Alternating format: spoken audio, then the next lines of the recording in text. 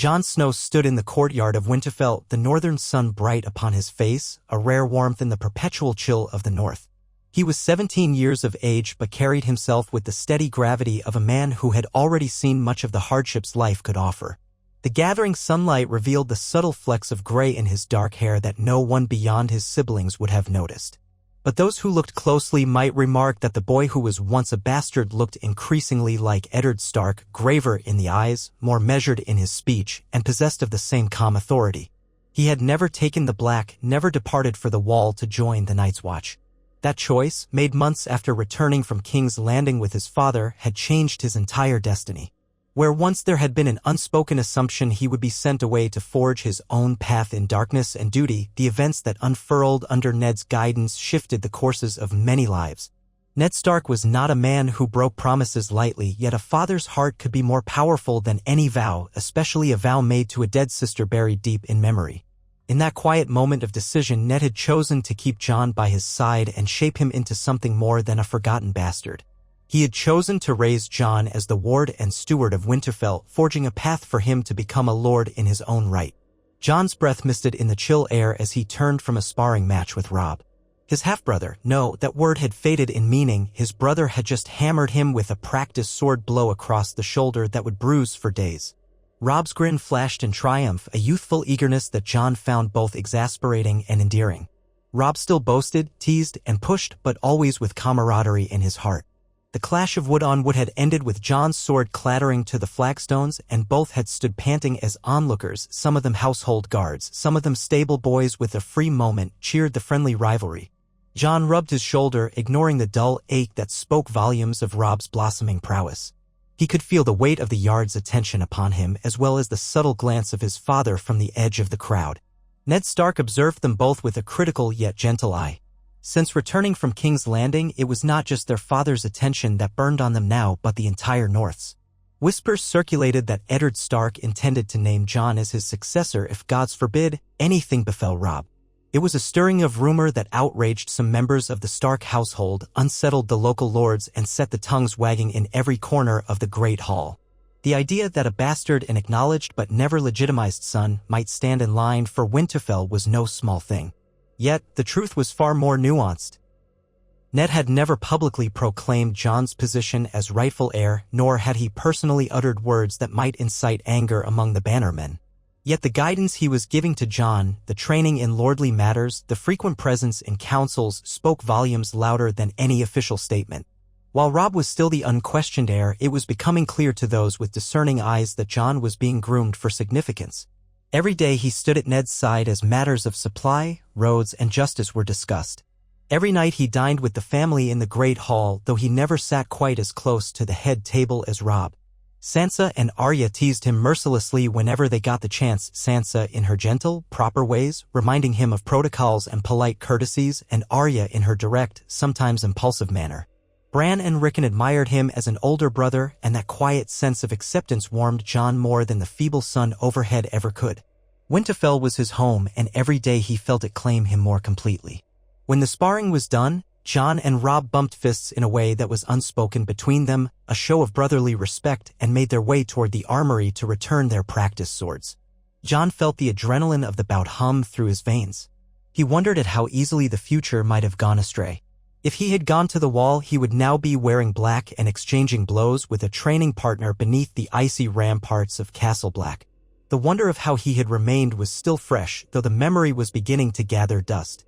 At times it felt like a half-forgotten dream, Ned stopping him outside the courtyard the night before he would have left for the King's Road, Ned's solemn expression as he placed a fatherly hand upon Jon's shoulder and told him there was another path.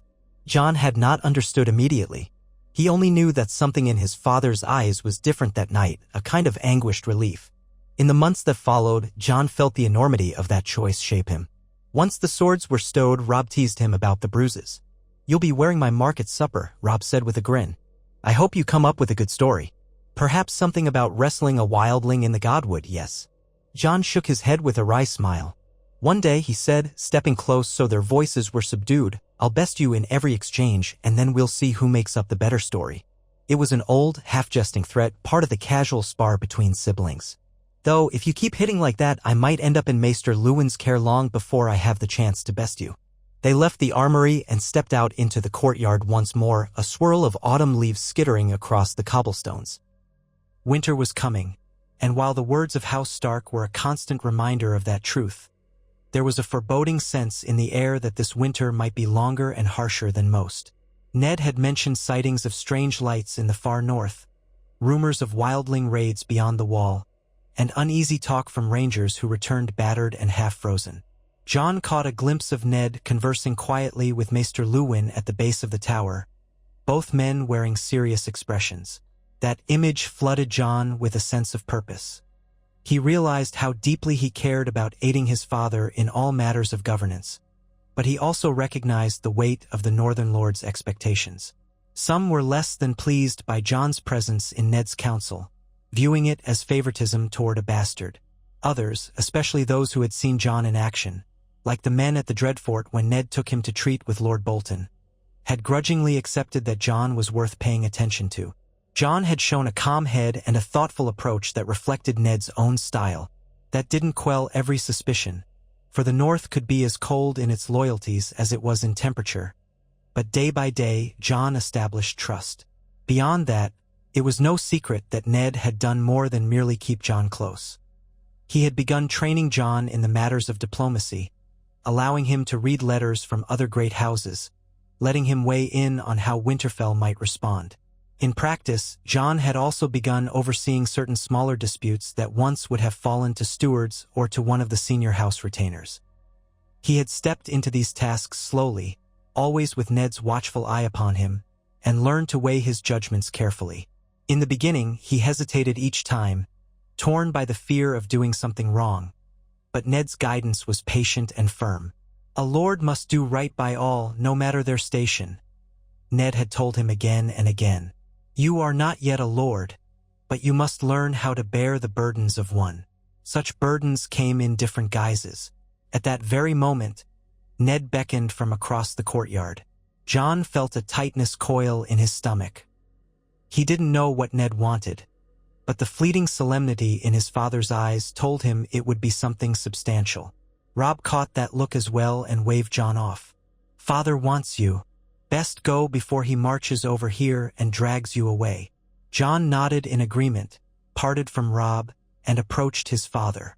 As he drew near, Maester Lewin bowed his head in greeting and motioned politely for Jon to join them. "It's about time for you to see how we handle certain aspects of justice," Ned said, his voice quiet, though as always, it brimmed with that stark sense of honor. "There's a matter to be settled in the Great Hall. A man from the neighboring lands is accused of murdering his traveling companion over a dispute of coins. The guard captured him, and he awaits judgment." Jon took in a slow breath. He had sat in on sessions of the throne in Winterfell before. He had seen Ned pass judgment on petty thieves, brawlers, even the occasional wildling raider who had managed to cross the neck. Yet, every time the finality of what it meant to be the one who dealt out justice weighed on Jon. It was not a game, not a show. A lord's word carried the power to take away a life. It was a burden that could crush someone with a conscience. For years, Jon had wondered how Ned bore it. Through quiet dignity and unwavering commitment to what was right, so far as Jon could see. But theory was one thing. Being asked to sit and watch close enough to learn was another. "Of course," Jon said quietly. He followed Ned and Maester Lewin toward the Great Hall. They made their way inside, passing under ancient arches carved with the dire wolf of House Stark. The flickering torches along the walls cast shadows that danced and leaped. Servants hurried out of the path of Ned and Jon, bowing their heads or dipping into small curtsies. The great hall was already crowded with onlookers. At the far end of the hall stood a dais beneath the carved direwolf banners. There, the accused man knelt, hands bound, between two guards of House Stark. A crowd parted as Ned arrived, with Jon at his side and Maester Lewin a step behind. The man in question was older than Jon had imagined. He had streaks of gray in his hair, and his face was lined with worry and defeat. Yet his eyes held a glint of desperation. When he saw Ned Stark, he bowed his head in terror, but his eyes flickered toward Jon. some part of him perhaps surprised to see the bastard son standing in a place of partial authority. Silence rippled through the onlookers. Ned mounted the dais and turned to face the great hall. John stood slightly off to the side, heart pounding. Across the length of the hall, a hush fell in the expectant crowd. Rob slipped inside from a side entrance, quietly taking a vantage point where he, too, could observe. Sansa and Arya were nowhere in sight, likely sequestered for their lessons. Bran was perhaps climbing somewhere or receiving other training, and Rickon was still too young to understand. But the older brother in Jon felt relief that they were absent. Judgment, especially in a case that might lead to a beheading, was not a pleasant sight for children. The hall had grown impossibly still. Ned spoke at last, his voice carrying with quiet resonance. "Let the charges be read." Maester Luwin stepped forward and glanced at a small scroll.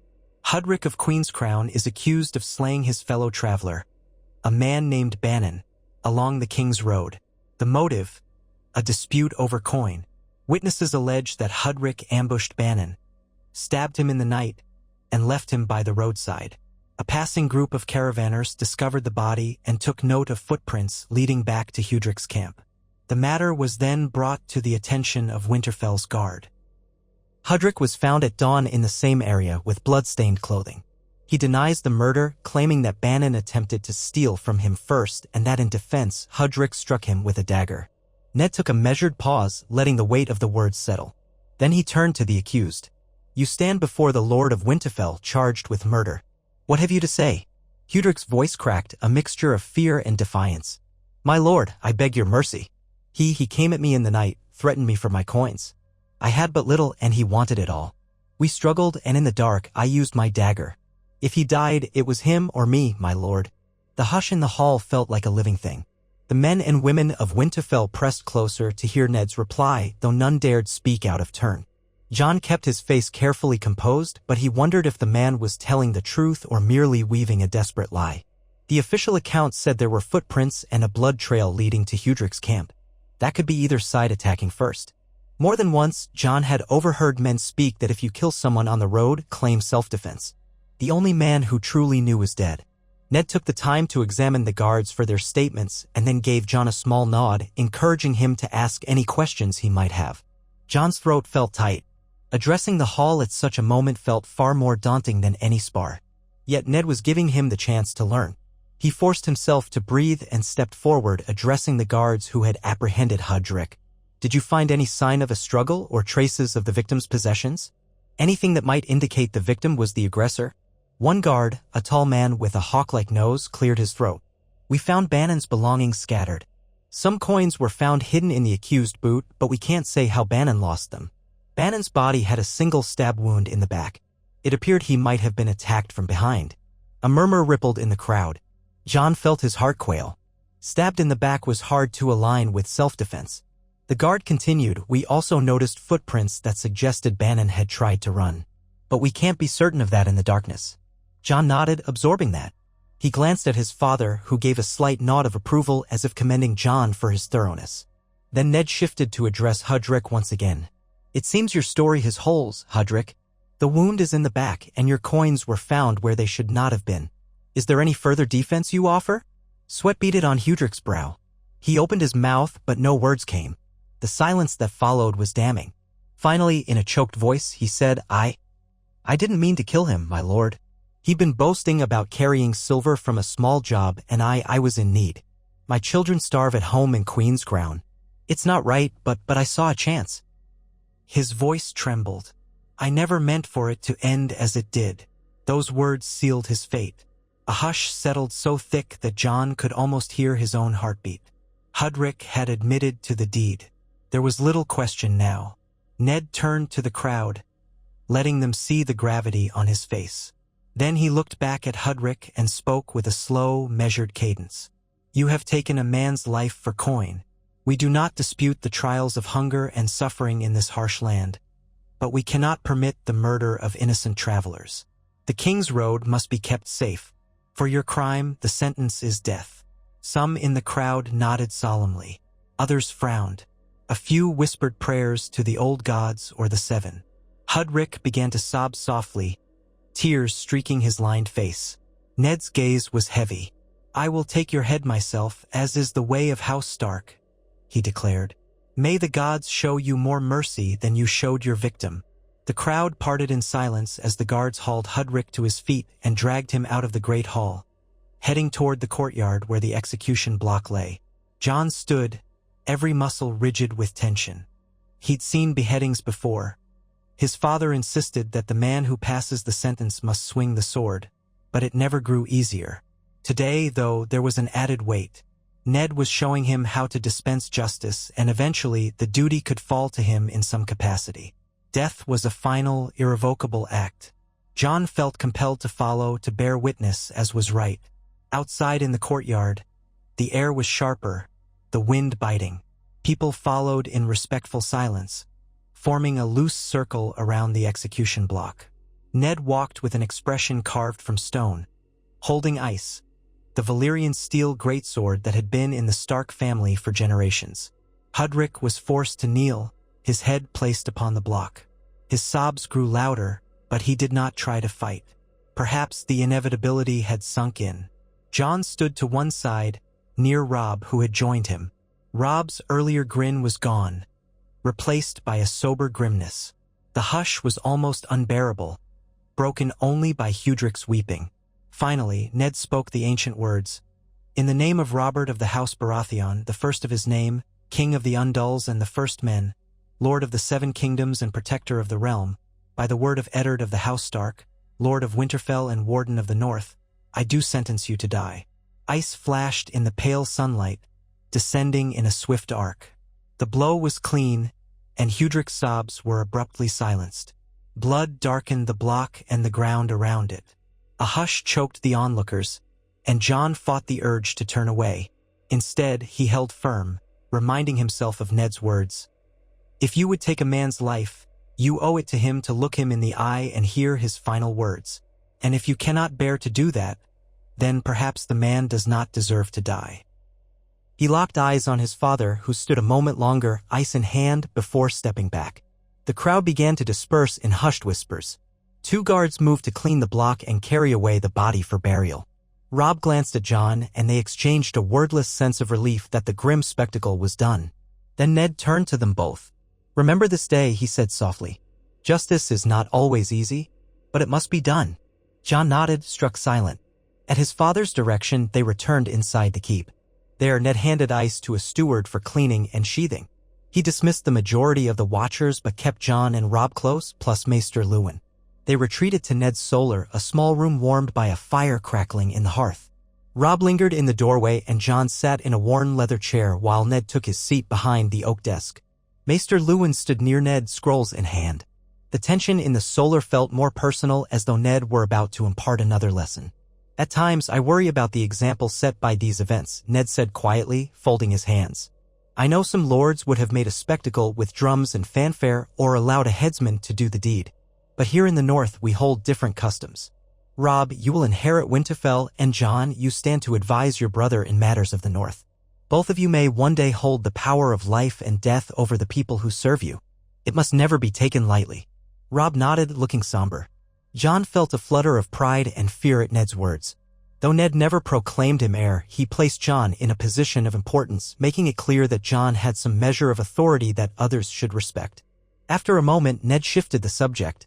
"That is all for the matter of justice. Now let us speak of a request that has arrived from the crown. Robert Baratheon has asked once again for men to bolster the forces in the Riverlands in response to increased raider activity." Ned frowned, lines deepening around his eyes. "I have given men to the cause already. The realm is at relative peace, or so they claim, but these requests have grown more frequent. There's unrest in the Sotha.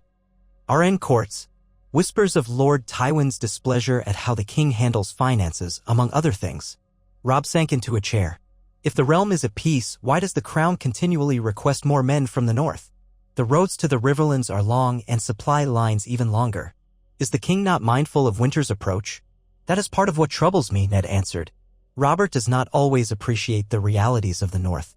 He sees only that the realm must be kept safe and that the friendship between him and our house should mean the north will supply him with as many men as he needs.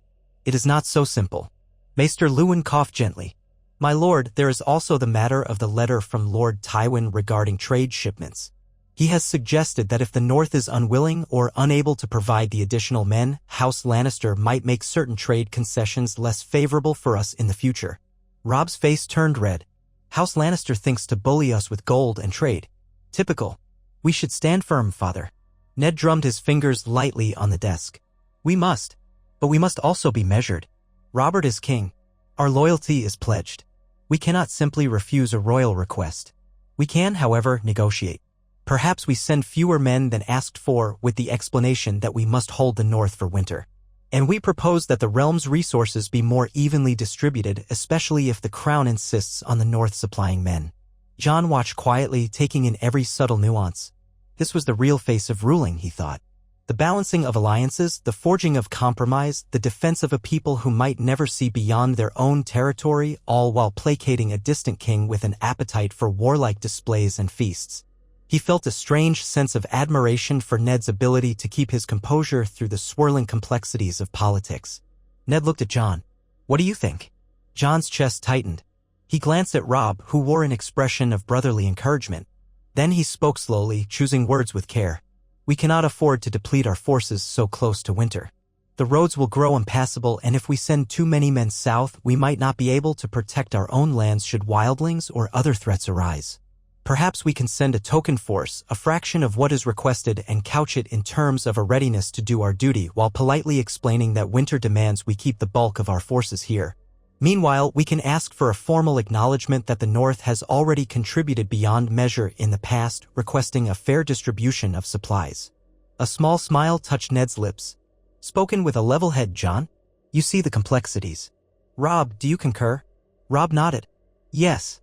And that approach would avoid Lord Tywin's wrath, at least for now. If we appear too defiant, we might provoke him and the crown. Ned exhaled, tension easing from his shoulders. Yes. That will be the course.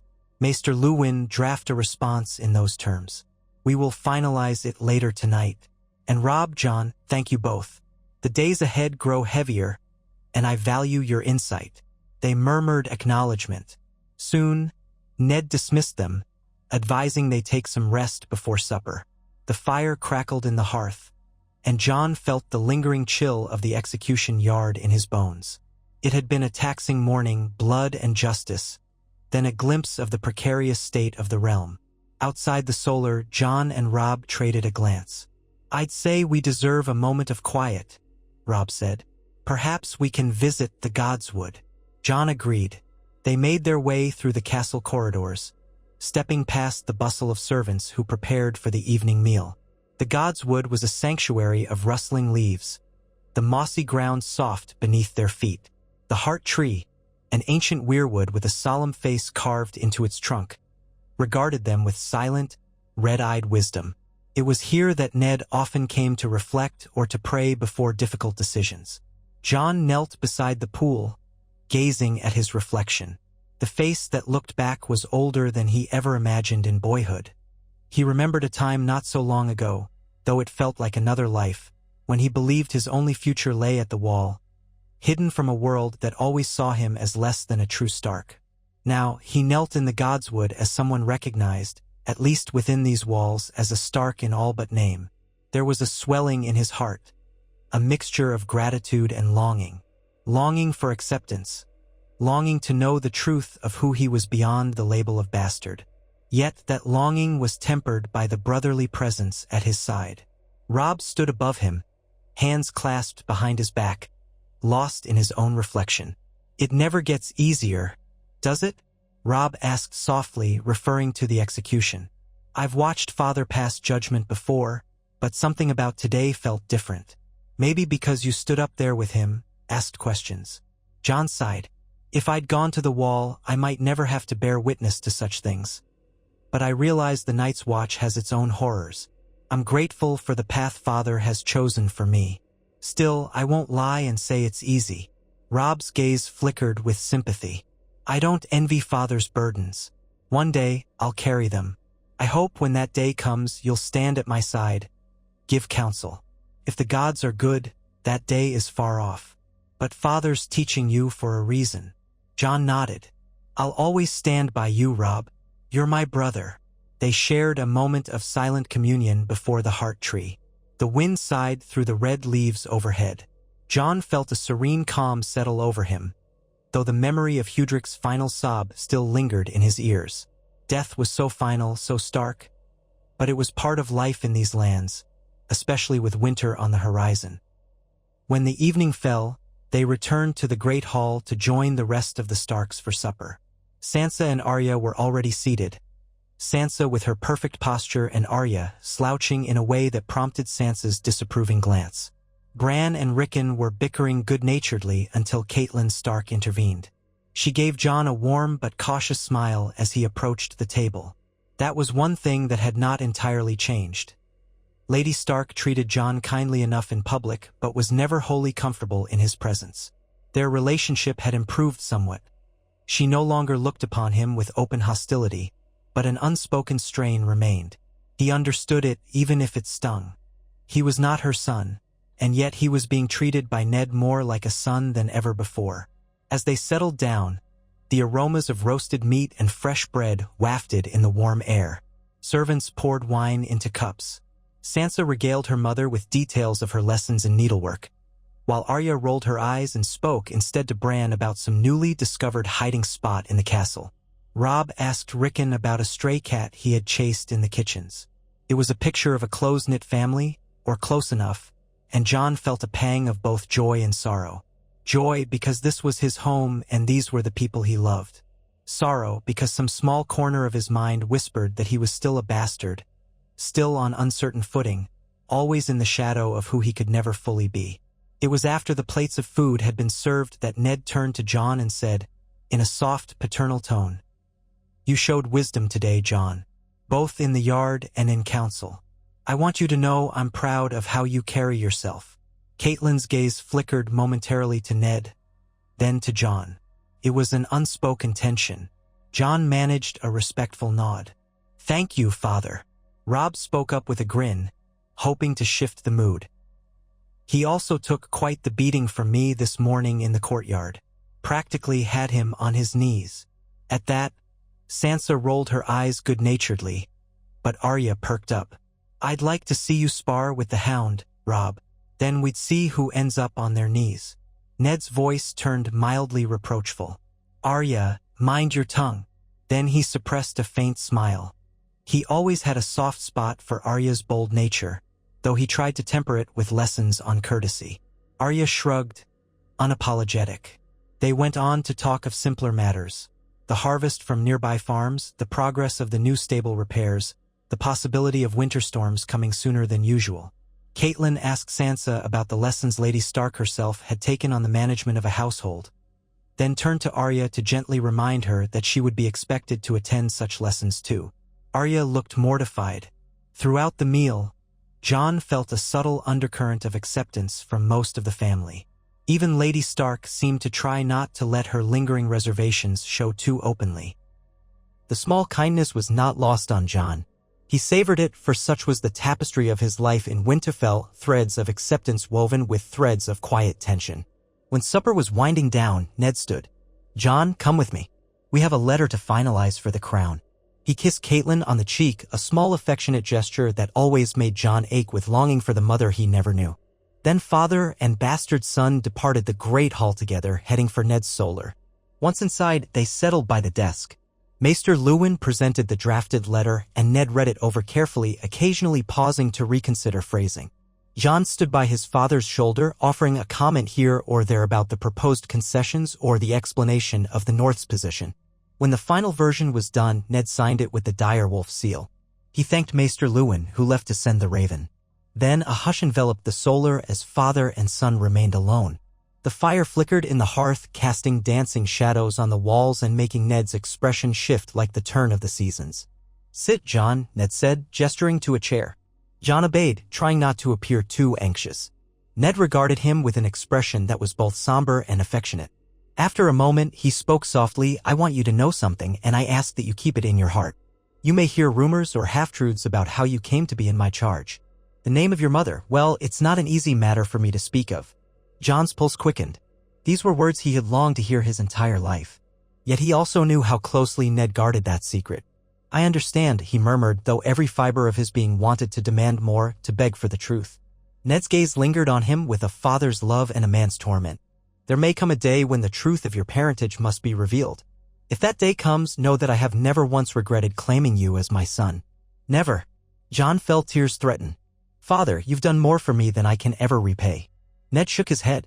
"It is not a debt to be repaid. It is family." He exhaled slowly, clearing the heavy emotion from the air. "All in due time, John. Until then, I will continue teaching you. The North may one day rely on you as much as it does on Rob. Or in different ways. We have to be prepared." John nodded, a tightness in his chest. "I will do my duty." Ned's face eased into a rare, genuine smile. "I know you will."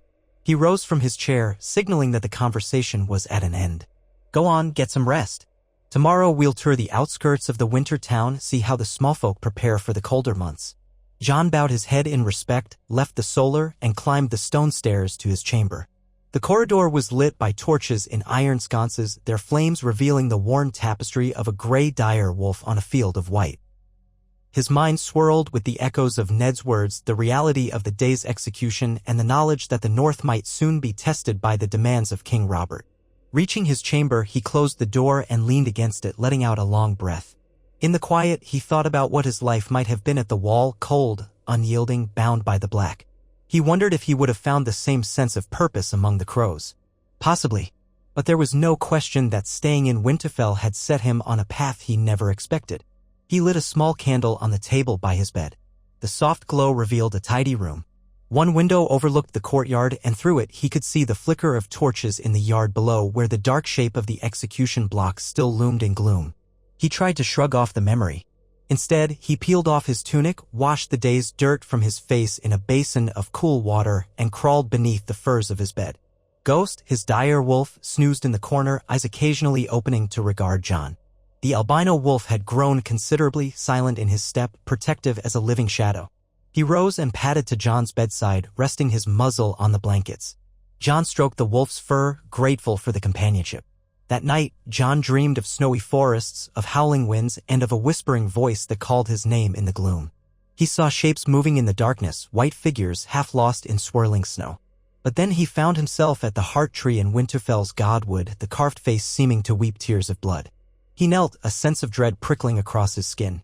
The face in the tree seemed to morph, taking on features he almost recognized, some echo of himself, or of Ned, or of a mother he had never known.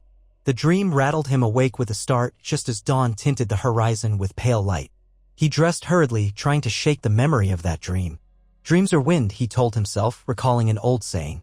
Yet he couldn't entirely dispel the feeling that something beyond the ordinary had touched him in his slumber. Still, he had duties to see to. Ned wanted to tour the winter town. So John donned warm breeches, boots, a fur-lined cloak, and belted Longclaw, his sword, at his hip. Ghost followed silently as John made his way downstairs. Outside, he found the courtyard busy. Ned and Rob were already astride horses, speaking with a handful of Stark guardsmen who would accompany them. "Morning, brother," Rob called. "Sleep well." John forced a half-smile. "Well enough." They mounted up, setting out through the gates of Winterfell. The small party rode down the muddy road toward the cluster of dwellings and shops that formed the winter town, a place where small folk gathered when the cold months came, offering each other mutual support and trade. Some families would remain in distant villages, but many made the journey to settle under the protection of Winterfell during the worst of winter. Even now, though autumn had not fully passed, the town was lively. Smoke curled from chimneys, merchants called out their wares, and children ran about. At the sight of Lord Stark and his retinue, folk doffed their caps or bowed their heads, a warm greeting that indicated the respect Ned had earned. Some eyes lingered on John, curiosity intermingled with recognition. Ned led them through the main lane, stopping at intervals to check on the local blacksmith, the baker, and a handful of other essential trades. He asked about supplies, the welfare of families, if the roads were safe. Meanwhile, John dismounted to speak with small folk on the ground. He asked about the price of grain, the availability of firewood, whether they had concerns. Now and then Ghost's presence startled some children, but they soon realized the dire wolf was tame enough under John's watchful eye. Rob joined in, exuding the easy confidence of a lord's heir, his smiles and friendly words garnering warm responses. One older man with calloused hands took John by the arm. My lord, he began, somewhat awkwardly. Some men passing through said they'd heard rumors of a hard winter, maybe a decade long. If that's true, we won't have near enough stores. Jon offered a reassuring smile. We have heard the same rumors. But House Stark is making preparations. The granaries will be stocked, and we'll see that trade routes remain open as long as possible. Lord Stark will do everything in his power to keep the North safe. That seemed to comfort the man. Thank you. The gods bless you, my lord. He bowed his head. Jon felt a subtle wave of gratitude at being addressed so, even if the words still felt foreign to his ears. Once he would have been bastard. Now they called him my lord. The shift was a testament to Ned's efforts. Yet, Jon knew not everyone approved, so he took the courtesy for what it was, an expression of hope. They spent the rest of the morning in this manner, gleaning a sense of how the winter town was preparing for the coming cold. Near midday, Ned called them together. We'll ride south a short distance, see if the holdfasts beyond the town need anything. So they rode. The landscape began to stretch with rolling hills dotted by thin patches of forest. A cold wind whipped at their cloaks. Jon's thoughts wandered to the dream from the previous night. He found himself scanning the tree line as if expecting shapes in the snow, though there was no snow yet, only a faint frost on the grass. They reached a small holdfast belonging to a minor family sworn to the Starks. The holdfast was a single tower with wooden palisades, farmland around it. The family welcomed Ned, offering bread and salt as hospitality. The father of the house, a stout man with lines of worry etched into his brow, confessed that wolves had been attacking their sheep. Never seen them so bold, my lord, the man said, glancing fearfully at Ghost. No offense to your own direwolf, of course, but we've had to double the watch at night. A pack of them roams near the edges, howling. The men are afraid it's an ill omen for winter. Ned frowned sympathetically. We'll send a few of our best hunters to help thin their numbers. In the meantime, I suggest keeping livestock closer to the holdfast until we're certain the wolves won't attack. The man nodded, relieved. Robb and Jon agreed that a solution was needed swiftly, for starving wolves could do more than pick off livestock. They might turn dangerous to people as well. After ensuring the family had enough supplies, the Starks took their leave, promising assistance soon. As they rode back, the sun was beginning to dip behind gray clouds. A hush fell over them, each lost in thought. Jon imagined how the sudden boldness of predators could be the first hint of a deeper change in the lands. Already the days were growing shorter. He felt a subtle chill in the pit of his stomach, as though the north itself whispered warnings in the cold wind. They returned to Winterfell in the late afternoon, greeted by the bustle of a castle preparing for nightfall. Grooms took their horses, stable hands eager for the warmth of the stables. Ned spoke briefly with a guard captain about the potential assignment of hunters to deal with the wolf problem. Then the family reconvened for a modest evening meal, though Ned was called away by a messenger bringing news from White Harbor before the meal concluded. Jon found himself seated between Robb and Arya. Arya poked at her meal with bored frustration, complaining about a new set of dresses Sansa wanted her to wear. Robb teased Arya good-naturedly, and Jon tried to mediate when it looked like Arya might fling a bread roll at her older brother. Across the table, Catelyn regarded them, occasionally attempting to keep the peace, but there was a small, private look in her eyes when she glanced at Jon, a look he couldn't quite decipher. Once supper ended, Jon left the hall to tend to Ghost and check on a few errands. He was through a corridor near the library tower when he heard footsteps behind him. Turning, he saw Lady Catelyn approaching, her expression unreadable. He stopped, feeling a flash of uncertainty. She seldom approached him directly, preferring to interact in the presence of others. Yet here she was, alone.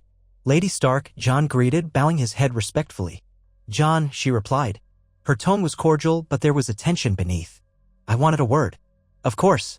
She paused, eyes drifting to the window where the last sliver of daylight faded into dusk. For a moment, she looked younger, more vulnerable, as though memories weighed on her.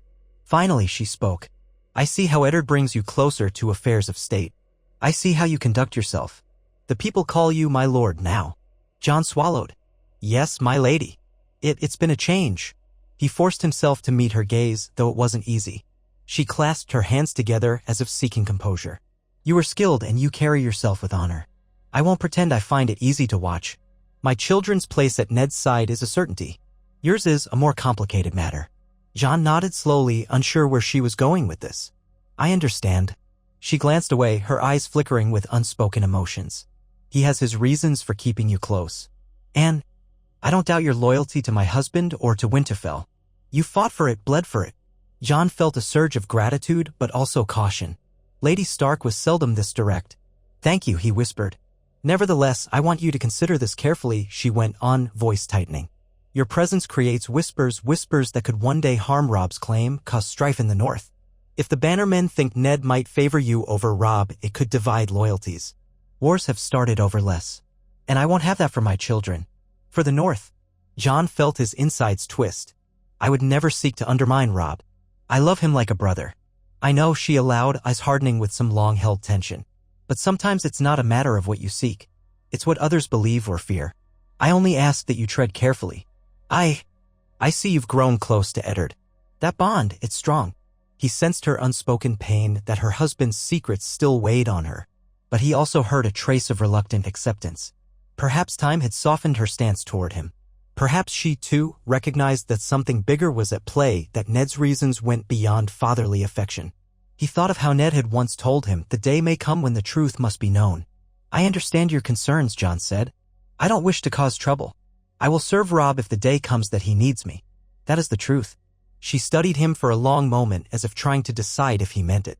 Then she nodded, a small inclination of her head, and turned away. Good night, John. Good night, my lady. He watched her go, heart-pounding. He wondered if he had passed some silent test.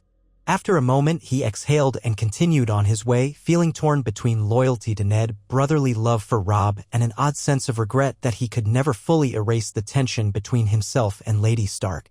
The corridor felt colder, emptier once she was gone. That night, John found little rest. He returned to his chamber, but a restlessness gnawed at him. He lit a candle and opened a thick tome about northern history, but the words blurred before his eyes. His mind kept returning to Lady Stark's caution. The next day, the day after that, and so on, he would continue learning from Ned, stepping deeper into the role of a leader. But how would it all end? Could it truly be that one day the North might look to him for leadership if Robb fell? He pushed the thought away, unsettled by even imagining such a thing. Eventually, he drifted into an uneasy sleep. The dream that came was a swirl of howling winds, dire wolves running beneath a blood-red sky, and shadows of men in black cloaks standing atop a wall of ice. He heard a voice, distant, feminine, sorrowful, whispering his name as though from the far side of a vast chasm. Then he jolted awake, drenched in sweat, heart hammering. He rose from bed, crossed to the window, and pushed open the shutters. A cold, starlit sky greeted him. The ramparts of Winterfell were quiet at this hour, sentries patrolling with torches. At times like this, he felt the weight of possibility pressing on him like a lead cloak. Some secrets lurked in the shadows of his birth. He sensed they were important, momentous even, but trapped behind Ned's silence.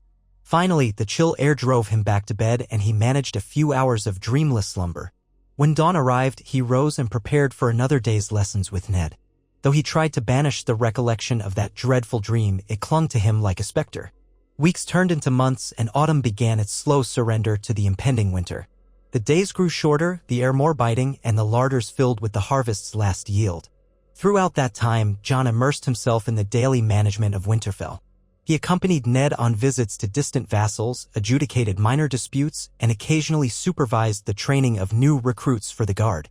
Robb did likewise, though he often focused more on martial aspects, drilling with the men-at-arms, preparing for the possibility of large-scale conflict. At supper, the family grew used to seeing John seated among them, though he still took a place slightly lower than Robb in seating order. That unspoken courtesy to rank never went unnoticed. On a cold morning, John received news that delighted him. His uncle, Benjen Stark, had ridden south from the Wall and would arrive at Winterfell in a day or two.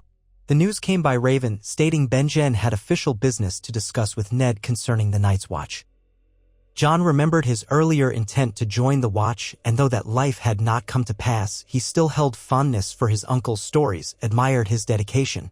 He couldn't wait to see him again, especially now under such altered circumstances. When Benjen arrived, snow had started drifting from slate-gray skies, dusting Winterfell with a thin layer of white. The warmth John felt upon spotting his uncle, who wore the blacks of the Watch, contrasted with the chill wind that swept through the courtyard. Benjen dismounted, handing the reins to a stable boy, and Ned embraced him with a rare show of brotherly affection. Benjen, Ned said, smiling faintly, it's good to have you home. Benjen chuckled. Not sure home is the right word now, my home is the wall. But it's good to be here, Ned. He turned and his eyes lit with surprise and pride when he saw John. 7 hells, you're taller than I remember. John grinned, stepping forward to clasp forearms. It's good to see you, Uncle. I've learned a lot since we last spoke. You must have stories from the wall. Benjen patted John's shoulder. Indeed. I hear you've been busy here, playing Lord in all but name, eh? And I have a few tales about wildlings and wights to share, if you'll lend an ear. The dark is rising, nephew, and the watch is ever vigilant. There was a moment's pause, a slight chill that had nothing to do with the wind. Ned's face grew somber. Come inside, Benjen. We'll talk by the fire. They retreated to Ned's solar, a place that had become intimately familiar to John. The logs crackled in the hearth and warmth slowly seeped into their chilled limbs. Over cups of mulled wine, Ned and Benjen spoke of the wall, of troubling rumors. Benjen's voice was grave as he told them of rangers disappearing in increasing numbers, of wights that some rangers claimed to have seen dead men walking. At the mention of the others, Ned's mouth tightened. John listened carefully, unsettled. The others were the stuff of ancient legends, bedtime stories to frighten children. But the look in Benjen's eyes suggested something far more tangible was at stake. And the wildlings, Benjen continued, they're on the move, building bigger tribes, forging alliances. Mance Rayder, the so-called king beyond the wall, is uniting them, or so the rumors say. The watch's numbers are depleted, Ned. We can't keep track of every threat. We need reinforcements. Ned ran a hand over his beard. You know the realm's situation. King Robert is more focused on potential threats in the south, though he still calls for men to keep the riverlands secure. Meanwhile, the north is spread thin. We can't ignore the possibility of a harsh winter. Our own survival demands caution in sending men away. Benjen nodded, resigned. I expected as much. But the cold winds are rising. The watch must stand ready. Maybe you can spare a few good men, at least, or help us petition the crown for more support. Ned exchanged a look with John. Then he replied, we'll do what we can. If the others truly stir, if any part of that ancient threat is real, then the whole realm must take heed. At that, John shivered involuntarily.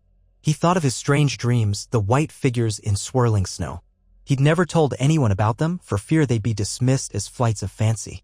But hearing his uncle speak of wights and missing rangers lent a haunting new weight to those dreams. Over the next few days, Benjen stayed at Winterfell, meeting with Ned, consulting with Maester Luwin, and training briefly in the courtyard. John spent as much time in his uncle's company as he could, hungry for news of the watch. One morning, after a brief spar with Robb in which John held his own surprisingly well, John found Benjen waiting by the stands, arms crossed. Not bad, nephew, Benjen remarked. You move with more confidence now. I guess staying in Winterfell has had some benefits, eh? John shrugged, trying to hide his pleasure at the compliment. I practice every day. Robb keeps me on my toes. Benjen nodded thoughtfully. And do you ever regret not coming to the wall? John hesitated, glancing away. Sometimes, he admitted. Especially when I think about the brotherhood, the honor of the Night's Watch. But father. Lord Stark said he wanted me here to learn. He thinks I can be of more use to the north by his side. Benjen's mouth curled into a small, knowing smile. There's more to it than that, I wager. Ned is a man of secrets, always has been, in his own quiet way. He carries burdens from the war, from that time he spent in the south. But as long as you're content here, that's what matters. I am content, Uncle, John said, though the words felt only half true. He was grateful, yes, but also uneasy, as though he were standing on the edge of a precipice. What if the day comes when I'm needed at the wall? What if I'm needed in Winterfell? I can't be in 2 places at once. Benjen clapped him on the shoulder, a gesture of warm reassurance. Listen to your heart, John, and trust in Ned. He may be quiet, but he'll guide you true. In the end, the choice will be yours. Before departing, Benjen dined with the family in the great hall, regaling them with tales of the wall. Even Arya was rapt when he spoke of climbing the ice with grapnels or chasing down wildling scouts by moonlight. Sansa looked more apprehensive than intrigued, but listened politely. Bran asked endless questions, wanting to know how tall the wall truly was, if there were secret passages. Rickon stared wide-eyed whenever Benjen mentioned the possibility of ice spiders the size of hounds. Catelyn was cordial, but John saw how she tensed at the more gruesome details, like when Benjen described the ferocious storms that could bury entire watchtowers in a matter of hours. At last, on a cold morning brimming with snow flurries, Benjen took his leave. He rode out with a small escort of Black brothers who had arrived from Castle Black to meet him. John stood on the battlements beside Ned, watching as the dark figures disappeared down the snow-covered road. "You'll see him again," Ned said quietly. "I hope so." John shivered in the stiff wind. But the way he spoke of the Whites, the missing Rangers, "Father, do you truly believe the others might be out there?" Ned didn't answer at first, his gaze fixed on the far horizon. "I don't know," he admitted. "I know only what the stories tell, and those are thousands of years old. The long night, the children of the forest, the first men. Legends. But legends sometimes hold a kernel of truth." He put an arm around John's shoulders, a rare public display of affection. "Should that darkness ever return, we'll face it as we Starks always have, with iron and resolve." John nodded, feeling that blend of pride and dread settle in his chest. The falling snow painted Winterfell in silent white, as though the world itself were holding its breath. Winter was more than a word on the lips of House Stark. Winter was a promise and a threat. The days that followed saw the snowfall come in fits and starts, each time blanketing the courtyard, only to melt partially under the midday sun. Life went on. John continued his lessons under Ned's watchful eye. He observed how supplies were cataloged and inventoried. He oversaw a minor dispute between two local farmers who argued about property lines. Ned commended him for a fair resolution that left both sides satisfied enough. Meanwhile, Robb worked tirelessly in the training yard, preparing the guardsmen for the possibility of being called south. The realm still teetered under King Robert's demands and House Lannister's silent intimidation. Letters arrived from King's Landing with dull regularity. John watched Ned pace the solar after reading each, frustration etched on his face. The king was short of coin again, the realm's debts growing. It all seemed so far away from the stark reality of Winterfell's daily struggles, yet Ned was forced to pay attention. One evening, a new visitor arrived, Yohn Royce of the Vale, traveling north after some business at the Eyrie. He came with a small retinue, seeking an audience with Ned to discuss matters of mutual interest. The man was courteous enough, a bit stiff, and while Ned attended him in the great hall, John was asked to listen in. Royce spoke of bandits near the mountains, of potential alliances to keep the eastern roads open. John found himself awed by how easily Ned navigated these negotiations, balancing courtesy with caution, ensuring the Vale recognized the North's stance without giving unnecessary concessions. That night, after Lord Royce departed for his chambers, Ned turned to John. "You see how every house must look to its own interests, even as they profess loyalty to the crown. There are always unspoken motives. Remember that in all dealings, John." John nodded. "Yes, father." Ned gave him a thoughtful look. "Tomorrow, I want you to hold court in my stead for smaller petitions. I'll be meeting with Lord Royce at midday, and I want to see how you handle the local matters. Maester Luwin will assist, but the rulings will be yours." John's eyes widened. "Me? Are you sure?" A faint smile touched Ned's lips. "I wouldn't ask if I wasn't sure. You've learned well. This will be good experience." The next day, John found himself seated at the front of the great hall, wearing a formal tunic adorned with the Stark sigil. Though he was no true Stark, the direwolf marked his role within these walls. Maester Luwin stood beside him, and a half-dozen guards were present to maintain order. The large double doors opened, and a line of petitioners entered. Small folk with disputes, minor knights with requests, stewards from nearby holdings. John did his best to remember Ned's instructions, to listen carefully, to weigh each side, and to never appear dismissive. Many bowed, surprised to see him presiding instead of Lord Stark or even Robb. Some wore skeptical frowns, but they presented their cases nonetheless. A farmer complained his neighbor's pigs kept crossing into his fields. John had them both speak, asked a few questions, then decided they should share the cost of a stronger fence and that the pig owner must pay for any damaged crops. It was small business, but the men walked away mollified. A minor knight, Ser Winton, petitioned for a new horse from the Winterfell stables, having lost his in a skirmish with bandits. John knew the stables kept only so many trained mounts in reserve. He consulted Luwin, then promised Ser Winton one of the older, steadier horses, making the knight swear to repay the cost in service if the horse was lost outside battle. Satisfied, the knight departed. Such small matters filled the morning. Occasionally John noticed a few sideways glances from the watchers in the hall, those who likely questioned the authority of a bastard presiding over them. But no one openly challenged him. By midday, the last of the petitions had been heard. John felt both exhausted and strangely exhilarated. He stood, turning to Maester Luwin.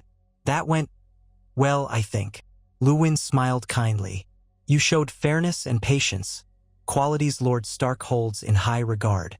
I will ensure the record is kept. Lord Stark will be pleased. Jon exhaled, relief flooding him. He stepped out of the hall into the crisp air, letting the faint sunlight wash over him. Ghost appeared from somewhere, padding to his side. The direwolf's presence calmed him, reminding Jon that while the tasks of a lord could be complex, he was still the same person who once dreamed of a simpler life. The winter sun dipped low behind the walls, painting the sky with pink and orange hues. That night, a subtle sense of pride lifted Jon's spirits at supper. Ned acknowledged his efforts with a few quiet words of praise, which Robb echoed more boisterously. Arya teased him, calling him Lord Jon, but she did so with a grin that let him know she meant it good-naturedly. Even Lady Stark, though reserved, did not contradict the positivity. Jon felt almost at peace, but peace was short-lived in a world as uncertain as theirs. A raven arrived the following week, bearing dire news. A group of wildlings had been spotted south of the wall, raiders who had somehow slipped past the Night's Watch.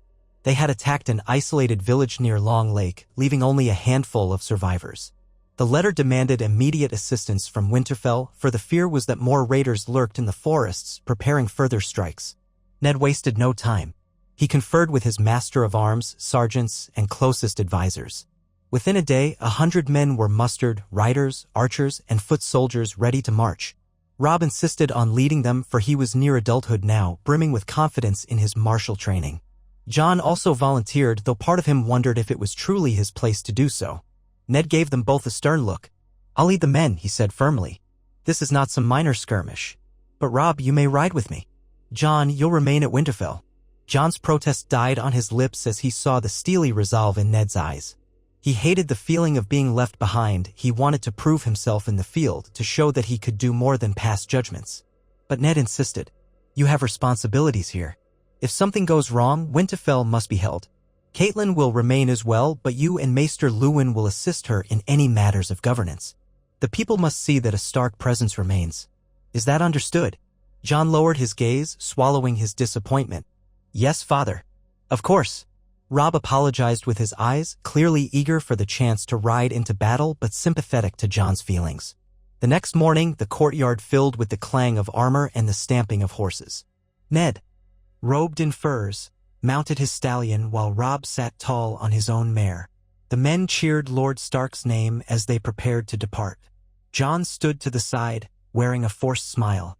Ned rode up to him, leaned down, and clasped Jon's arm. Winterfell is in your hands while we're away.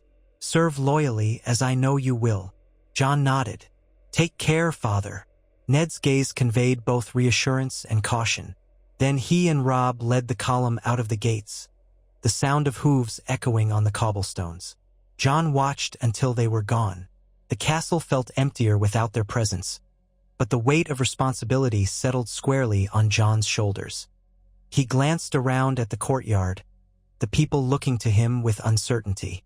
They recognized him now, some even respected him, but the departure of Ned and Robb left an undeniable void. Catelyn approached him, her posture regal. Well, Jon, she said quietly, shall we see to the day's business? He inclined his head, equally polite. Yes, my lady. So they went inside to the great hall, followed by Maester Luwin and a handful of guards. Servants came with messages and requests. Jon realized it would be a hectic day. That entire week, in fact, was a blur of activity. Winterfell demanded constant attention, from distribution of food to patrolling the roads around the winter town. Sansa and Arya carried on with their lessons. Bran and Rickon asked daily when Robb would come home. Catelyn responded with a patient mother's reassurance, but Jon caught the flicker of worry in her eyes. War, or even a small skirmish, was never predictable. Each evening, Jon took a solitary walk along the battlements, looking north. He wondered about Ned and Robb, about the wildlings who had dared to raid so far south. Ghost accompanied him, silent as a specter.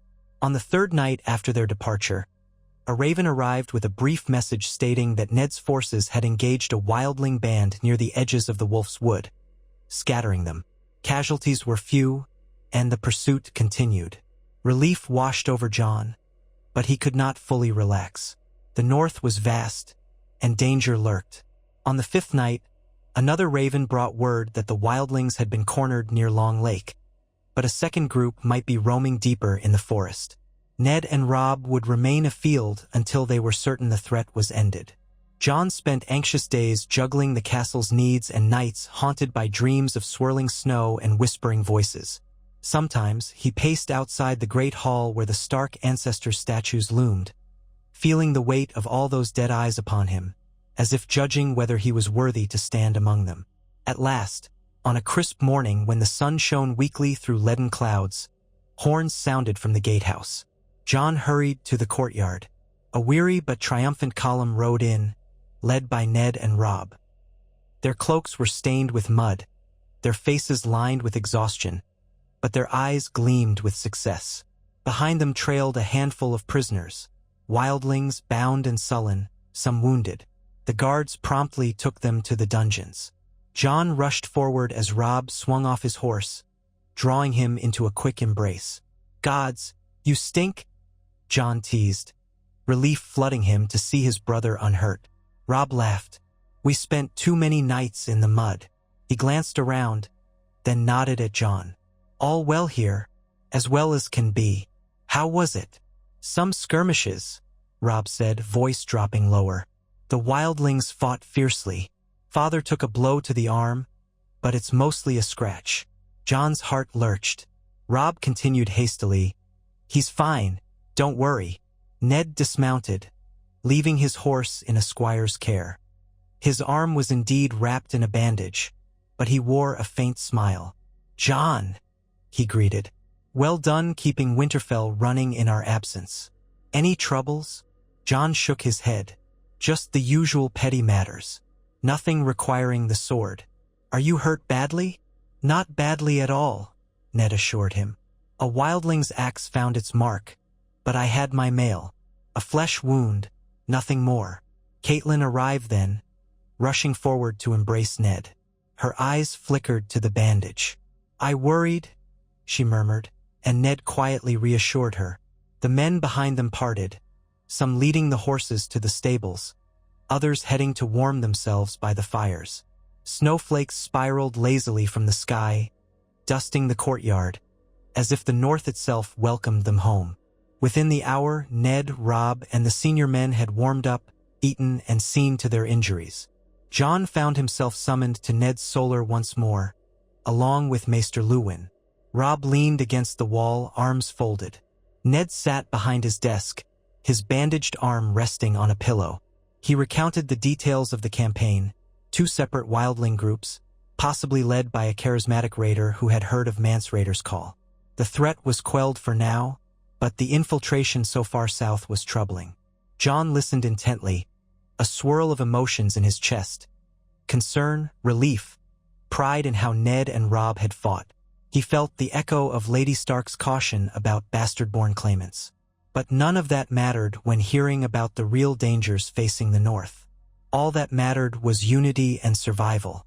Ned concluded his report with a heavy sigh. "It's done for now. We'll keep watch on the roads. The prisoners will be questioned. Hopefully they'll reveal more about why they came this far south."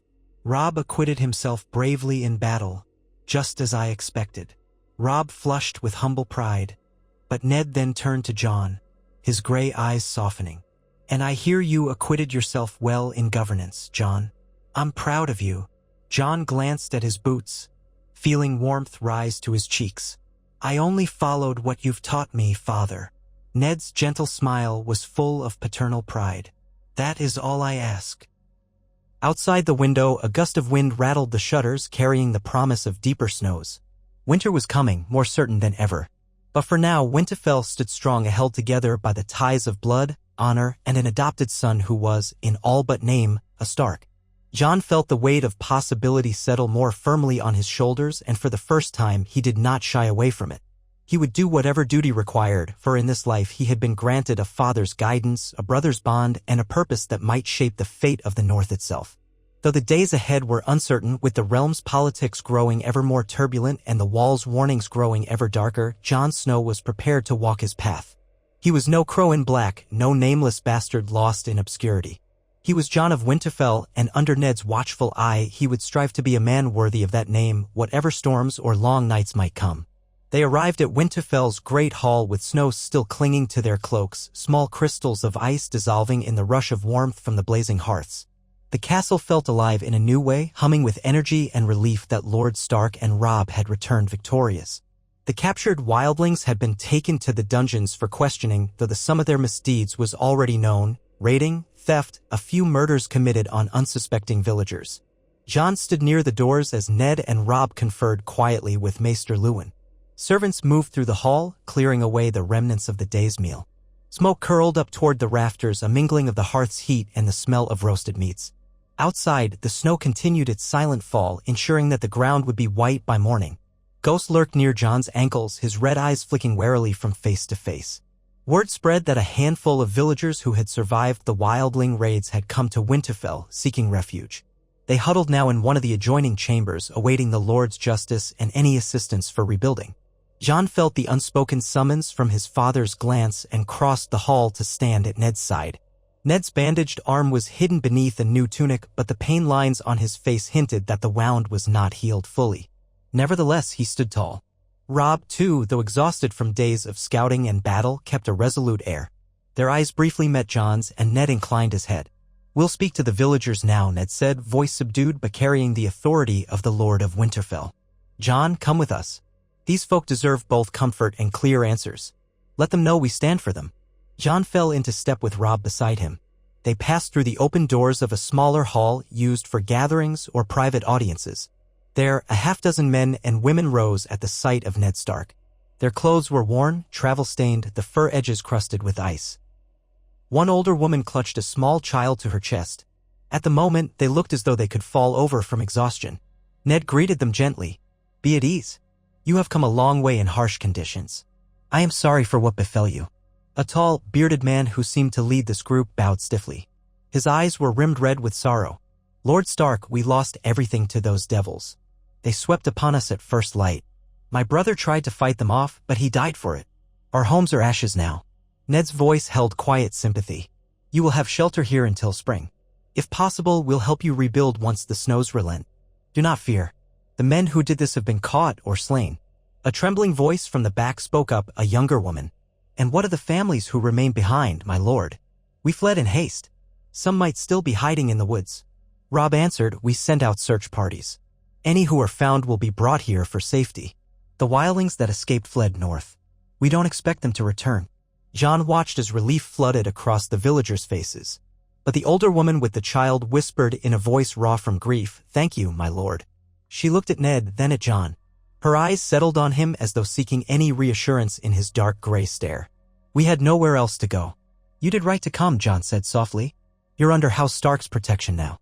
One of the men mustered the strength to speak. "We're in your debt, my lord. We'll serve as we can, do chores, anything."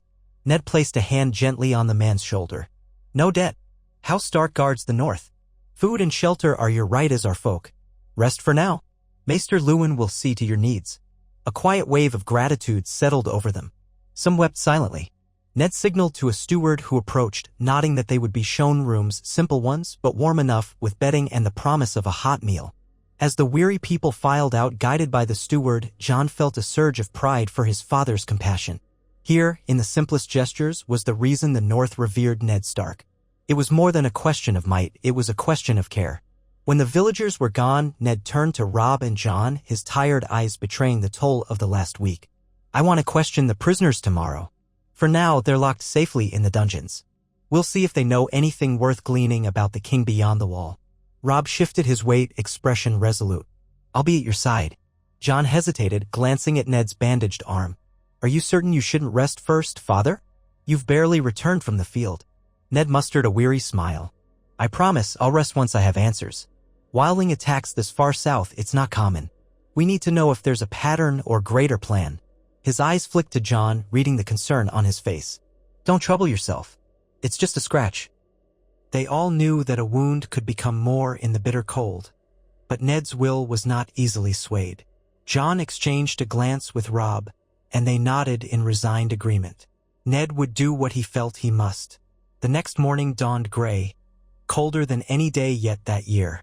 A biting wind swept over the castle walls, piling snowdrifts against the battlements. John found himself awakened by the distant sound of men shoveling the courtyard. Ghost was perched by the small window, nose pressed to the glass, ears pricked. John quickly dressed, pulling on layers of wool and fur. Outside, the corridors were quiet as he made his way down to break his fast with bread and hot broth. Rob joined him, stifling yawns, while Sansa and Arya soon arrived. Arya looked disgruntled about the weather, complaining that there was no good place to practice her archery in the swirling wind. Sansa, prim in her posture, reminded Arya that a lady should not be complaining so loudly in front of the household. That earned a snort from Arya, who gave her sister a side eye. Bran and Rickon appeared too, excited by the snow, wanting to build lumps of slush in the courtyard and call them castles. John listened to their chatter with a faint smile, remembering that not so long ago, he had thought himself bound for a life beyond these walls, at the edge of the world in the Night's Watch. Now, these siblings, full siblings and half-siblings, were fully part of his life. He felt it in every moment, from Arya's banter to Sansa's demure corrections, from Bran's wild imagination to Rickon's wide-eyed curiosity. A hush fell when Ned entered, wearing a stern but not unkind expression, followed closely by Catelyn. They both briefly addressed the children, but Ned soon gestured for John and Rob to follow him. In the dungeons, the cold was even more piercing, carrying the tang of damp stone. Torches guttered in iron sconces, throwing flickers of shadow across the walls. Ned's breath formed faint clouds as he led them deeper. A pair of guards stood at attention near a heavy wooden door reinforced with iron. Beyond that door lay several cells, each holding 1 or 2 wildling prisoners. Some glared through the bars. Others huddled in corners, faces hidden behind greasy tangles of hair. They walked to the final cell, where a larger man with braided hair crouched, his eyes following them warily. He was missing 2 fingers on his left hand, and a fresh bandage covered a wound on his shoulder. Ned stopped a few paces away. Rob and John stood on either side, arms crossed, while 2 guards lurked behind them, swords ready. Ned addressed the wildling in a low, calm voice. "Your name." The man spat, but Ned's gaze remained steady. After a moment, the wildling growled, "Harl, son of Harrick." Ned nodded. "Your people raided villages under my protection. Many have been killed. Do you deny it?" Harl sneered, though his voice wavered from exhaustion. "I'll not deny. We took what we needed. The crowspawn in black starve us beyond the wall, and winter's bite is sharp. If you southerners have more, we'll take it." John bristled at the man's tone. He felt an urge to lash out, but he restrained himself, remembering Ned's example, calm in the face of provocation. Ned's eyes narrowed. "You roam south because of Mance Raider?" Harl's lips curled into a humorless grin. "Mance calls, so we come." He sees the truth. Winter is death up there for all who stand alone. Best to band together, even if that means crossing your border. Rob glanced at Ned, then said, "You murdered innocent families. If it's survival you want, you've chosen the wrong path." Harl let out a bitter laugh. "Innocent families? How many of my kin have starved or frozen while the South thrives? You forget the free folk are free because we bow to no lord." He coughed, pain contorting his features. "Do what you will, Stark." Ned's voice hardened. "I intend to. But first, answer this. Are more wildlings on the way? How did you slip past the watch in such numbers?" Harl shrugged, wincing at the movement. "We're not alone. Mance has thousands ready, but these small bands roam as they please, testing the ways south. Some routes are found in the darkness where crows don't see." John's mind whirled at the idea of thousands more wildlings. He recalled his uncle Benjen's warnings about Mance Raider forging a vast army. If that was true, the North could be facing a threat far larger than a mere handful of raiders. Ned pursed his lips. "I've heard enough." Harl spat at the floor, clearly prepared for whatever fate awaited him. Ned stepped back. One of the guards pulled the door shut with a loud clang, and they walked away from the cell. Down the corridor, other prisoners glared or avoided eye contact. Once they were out of earshot, Ned turned to Rob and John. This is bigger than a minor raid, Ned said quietly. I expected as much, but hearing it confirmed is troubling. If Mance truly musters thousands, the wall will be tested as it hasn't been in centuries. John remembered how Benjen had spoken of the Watch's dwindling numbers. The Watch might not be able to hold off an assault if Mance truly has that many. But can we trust this man's word? Ned led them back up the stairs, boots echoing on the stone steps. We cannot trust it blindly. But I doubt he's lying about Mance. Mance was always a charismatic figure, and the free folk yearn for leadership now more than ever. If the winter is as harsh as we suspect, they'll risk anything to find safety. Rob shook snow from his hair as they emerged into the open courtyard. Then we need to warn the crown. If the wildlings breach the wall, they'll eventually reach the rest of the realm. Ned exhaled a plume of steam in the cold air. I will send a raven to King's Landing, though I suspect they have enough troubles of their own. Robert's never taken the wildling threat as seriously as he should. John caught the weary undertone in his father's voice, the knowledge that the politics of the South often drowned out the practical realities of the North. The realm was vast, and many in King's Landing viewed the wall as a remote relic. Still, Ned would try, for it was his duty as Warden of the North. That evening, after consulting with Maester Luwin, Ned composed a letter to the king, detailing the threat of renewed wildling incursions, urging greater support for the Night's Watch. John assisted by dictating sections about the local losses and the fortifications required. Rob read over it, suggesting they emphasize the potential cost in southern coin if the North fell, knowing that such economic arguments might stir those in power. When it was done, Luwin sent it off via the swiftest raven. Days would pass before they might receive a reply. Meanwhile, life in Winterfell pressed on. The prisoners were given the minimal rations required to keep them alive, and Ned planned to pass judgment in a few days, once any final information could be gleaned. Some might be executed for their crimes. Others might face permanent confinement. John took no pleasure in the prospect, but he understood the necessity. Wildlings who murdered innocents could hardly be set free. On a bitter morning after the letter was sent, John oversaw a training session in the courtyard. Rob wanted to test the new recruits who had joined since the skirmish. Young men from nearby farms, second sons with no inheritance, bold youths eager for a taste of battle. Their stances were clumsy at first, but a few showed promise. John walked among them with a watchful gaze, offering corrections where he could. He had never relished barking orders, yet he knew how essential it was to shape them into a cohesive unit. Rob joined him, demonstrating sword techniques with a confident, fluid style that made some recruits stare in awe. Occasionally, John stepped in to clarify a detail or parry a blow, ensuring no one lost an arm in youthful exuberance. Ants. In the midst of these drills, Theon Greyjoy observed from the sidelines. He was still a ward of the Starks. Hostage might be the more accurate word, though Theon preferred the gentler term. He had grown up alongside Rob and John, but where once he boasted a teasing camaraderie, in recent years he had become moodier. Theon's jokes had an edge to them, especially where bastardy or nobility were concerned. Yet he remained outwardly loyal to House Stark. Now, as John passed by, Theon nodded in greeting. Word is you stood in for Lord Stark while he was off chasing wildlings, Theon remarked, a slight smirk on his lips. Little Jon Snow playing the part of the warden. Did you enjoy it? John shrugged, ignoring the subtle taunt in his tone. It wasn't about enjoyment. It was about duty. Theon tilted his head. Duty, indeed. You grow more like Eddard Stark each day, or so they say. John continued walking calmly. Best take your place on the field, Theon, unless you'd rather admire from afar. Theon laughed, a short bark of amusement, then hopped down to join the recruits, mocking them with half-serious jibes as he showed them how to hold a spear. John let it go. Theon's brashness was a known quantity. Sometimes it served a purpose, spurring the men to try harder. By midday, the recruits were panting, their breath fogging in the chill air. Rob signaled the end of the session. A few men trudged off to rub sore muscles or nurse bruised egos.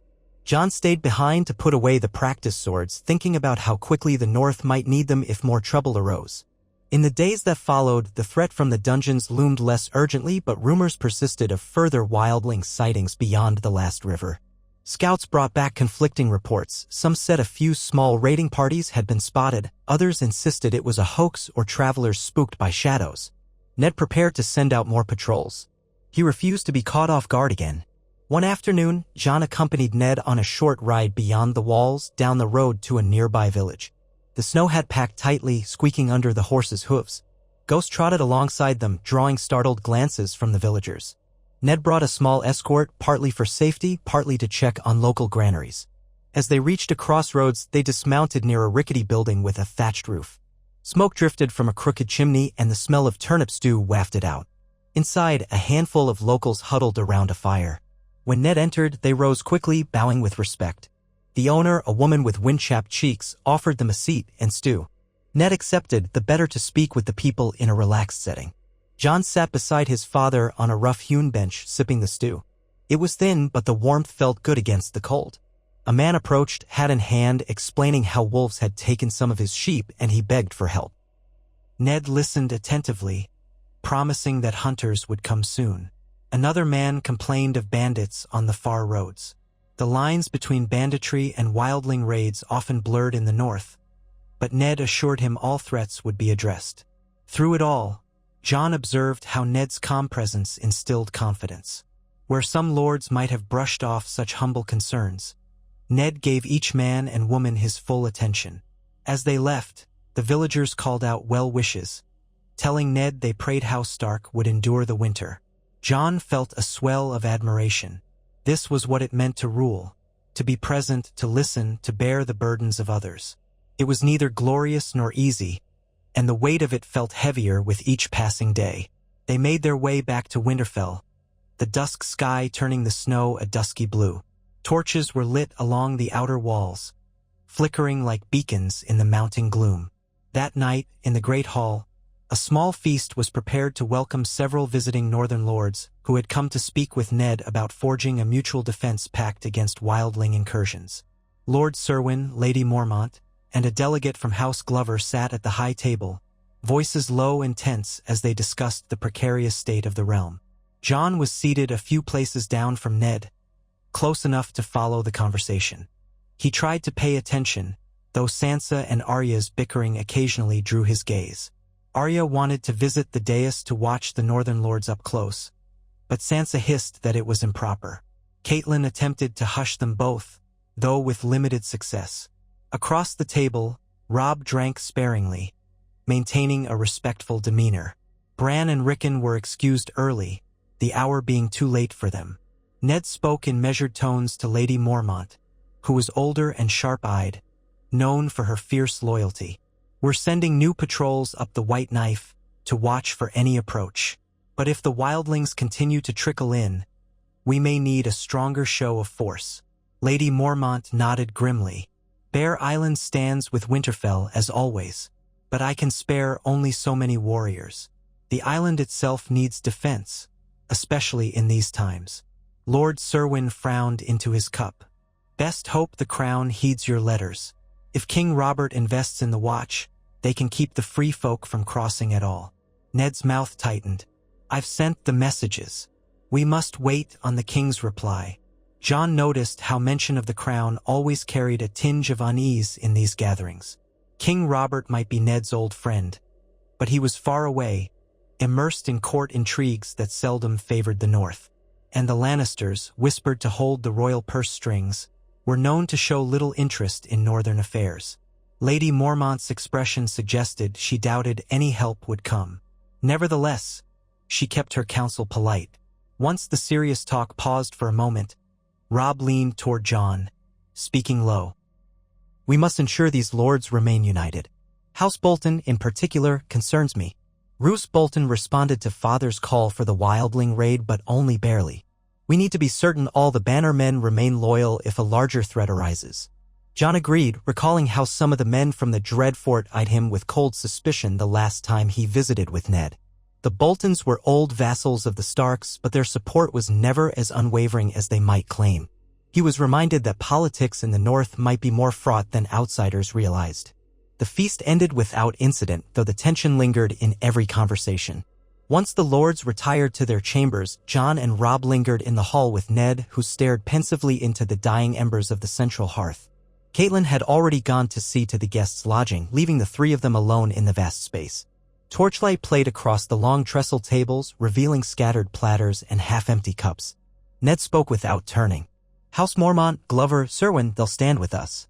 Bolton likely will, too, though I sense hesitation. If Mance sends a host, we'll need every sword. But my fear is that the realm beyond the neck might not care until the threat is at their doorstep. Rob's jaw tightened. Then we stand alone if we must. John frowned. But can the North truly hold off thousands of wildlings if the watch fails? Ned ran a hand over his beard. We'd have to muster our forces, hold them at the ford of the Milkwater or near the last river. In open battle, we might prevail, but it would cost many lives, and the wildlings know the land better than we do, especially in winter. A drawn-out struggle would favor them. An uneasy silence stretched. Finally, Ned rose. In the morning, I'll meet with the visiting lords again. John, I'd like you there. You did well addressing local disputes, and your perspective may prove useful. John bowed his head in acknowledgement. Rob made no objection, though John noticed the faint flicker in his eyes. Rob was the heir, and yet Ned now often included John in matters that once would have been strictly for the next Lord Stark. Not that Rob begrudged him, he had told John so. But others might resent that closeness. Still, John wouldn't refuse his father. He wanted to help the North however he could. Before retiring, he took a walk around the ramparts. Snow dusted the stone, crunching underfoot. Ghost padded silently at his side, ears pricked as though expecting an unseen foe. The sky was thick with clouds, blotting out the stars. Even the moon was hidden, leaving the courtyard in a faint gloom lit only by a few flickering torches. John gazed over the battlements at the darkness that swallowed the horizon. It was easy to imagine an army out there, hidden in the woods, forging south through the cold. He took a slow breath and reminded himself that Winterfell stood strong. Yet he couldn't shake a sense of foreboding, as though the North was on the brink of something far greater than they realized. The next morning, he and Ned met with Lady Mormont, Lord Serwyn, and the Glover delegate in the Solar. A table was spread with maps of the Northern Territory's rivers, forests, valleys, the scattered keeps, and towers. John stood near Ned's shoulder, listening as they discussed the logistics of mustering levies. Each lord had constraints: how many men could be spared, how quickly they could be readied, how far they had to travel on roads that might become impassable. Lady Mormont tapped Bear Island on the map. Crossing the Bay of Ice in winter is no small feat, but my men are accustomed to hardship. If the call goes out, we can move within a fortnight's notice. Lord Serwyn, from lands much closer to Winterfell, nodded. We can muster quickly, but our numbers are not large. If we are to hold a defensive line near the Shivering Forest, we'll need archers. The free folk favor ambush and swift raids, so we must be prepared. Ned traced a finger along the map's southern edges. We must also consider the possibility of more than just free folk. If rumors of the others, well, I don't want to feed old wives' tales, but the Watch has reported strange sightings. We cannot dismiss them outright. Lady Mormont's face hardened. My mother once told me bedtime stories of the others. I never thought to face them in my lifetime. But if even a fraction of the rumors are true, we need to be on guard. The dead men walk, they say. A chill ran through John. He recalled his dream of pale shapes in swirling snow, the heart tree crying blood. He forced himself to remain composed. The conversation carried on, focusing on the distribution of supplies, potential alliances with other houses. Lord Serwyn pressed for word from the crown. Ned merely said he awaited a reply.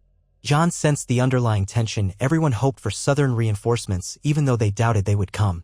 After the meeting, Lady Mormont and Lord Serwyn departed, while the Glover man lingered to speak quietly with Ned about matters of trade. John excused himself, stepping into the corridor where Rob waited.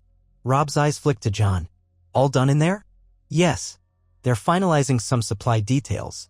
John paused, wondering if he should ask about the subtle undercurrent of being included in councils. He decided not to address it directly. Instead, he said, Father believes we might have to raise half the North if the threat becomes real. Rob gave a brisk nod. Then we do what we must. I'll lead men if called upon. Father's proud of how you're learning, John. Don't think I haven't noticed. And I'm proud too. He placed a hand on John's shoulder, brotherly warmth in his gesture. We fight side by side if it comes to that. John felt a relieved gratitude. He'd worried that Rob might harbor secret resentments, but if so, he disguised it well. They parted ways, Rob off to see the guard captains, John heading to the library tower to check some old records about the distribution of grain. He'd been tasked with assisting Maester Luwin in ensuring Winterfell's stores were accurately logged. With winter near, mistakes could cost lives.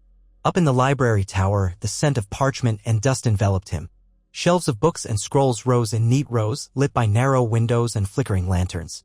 Maester Lewin was already at a large table, scanning a stack of ledgers. He beckoned John over, handing him a record of shipments from White Harbor. Compare these figures to last autumn's deliveries, Lewin instructed, pushing an inkpot and quill toward John. We must see if there's a discrepancy. White Harbor's last letter suggests they sent more flour than we noted. John settled in, carefully cross-referencing.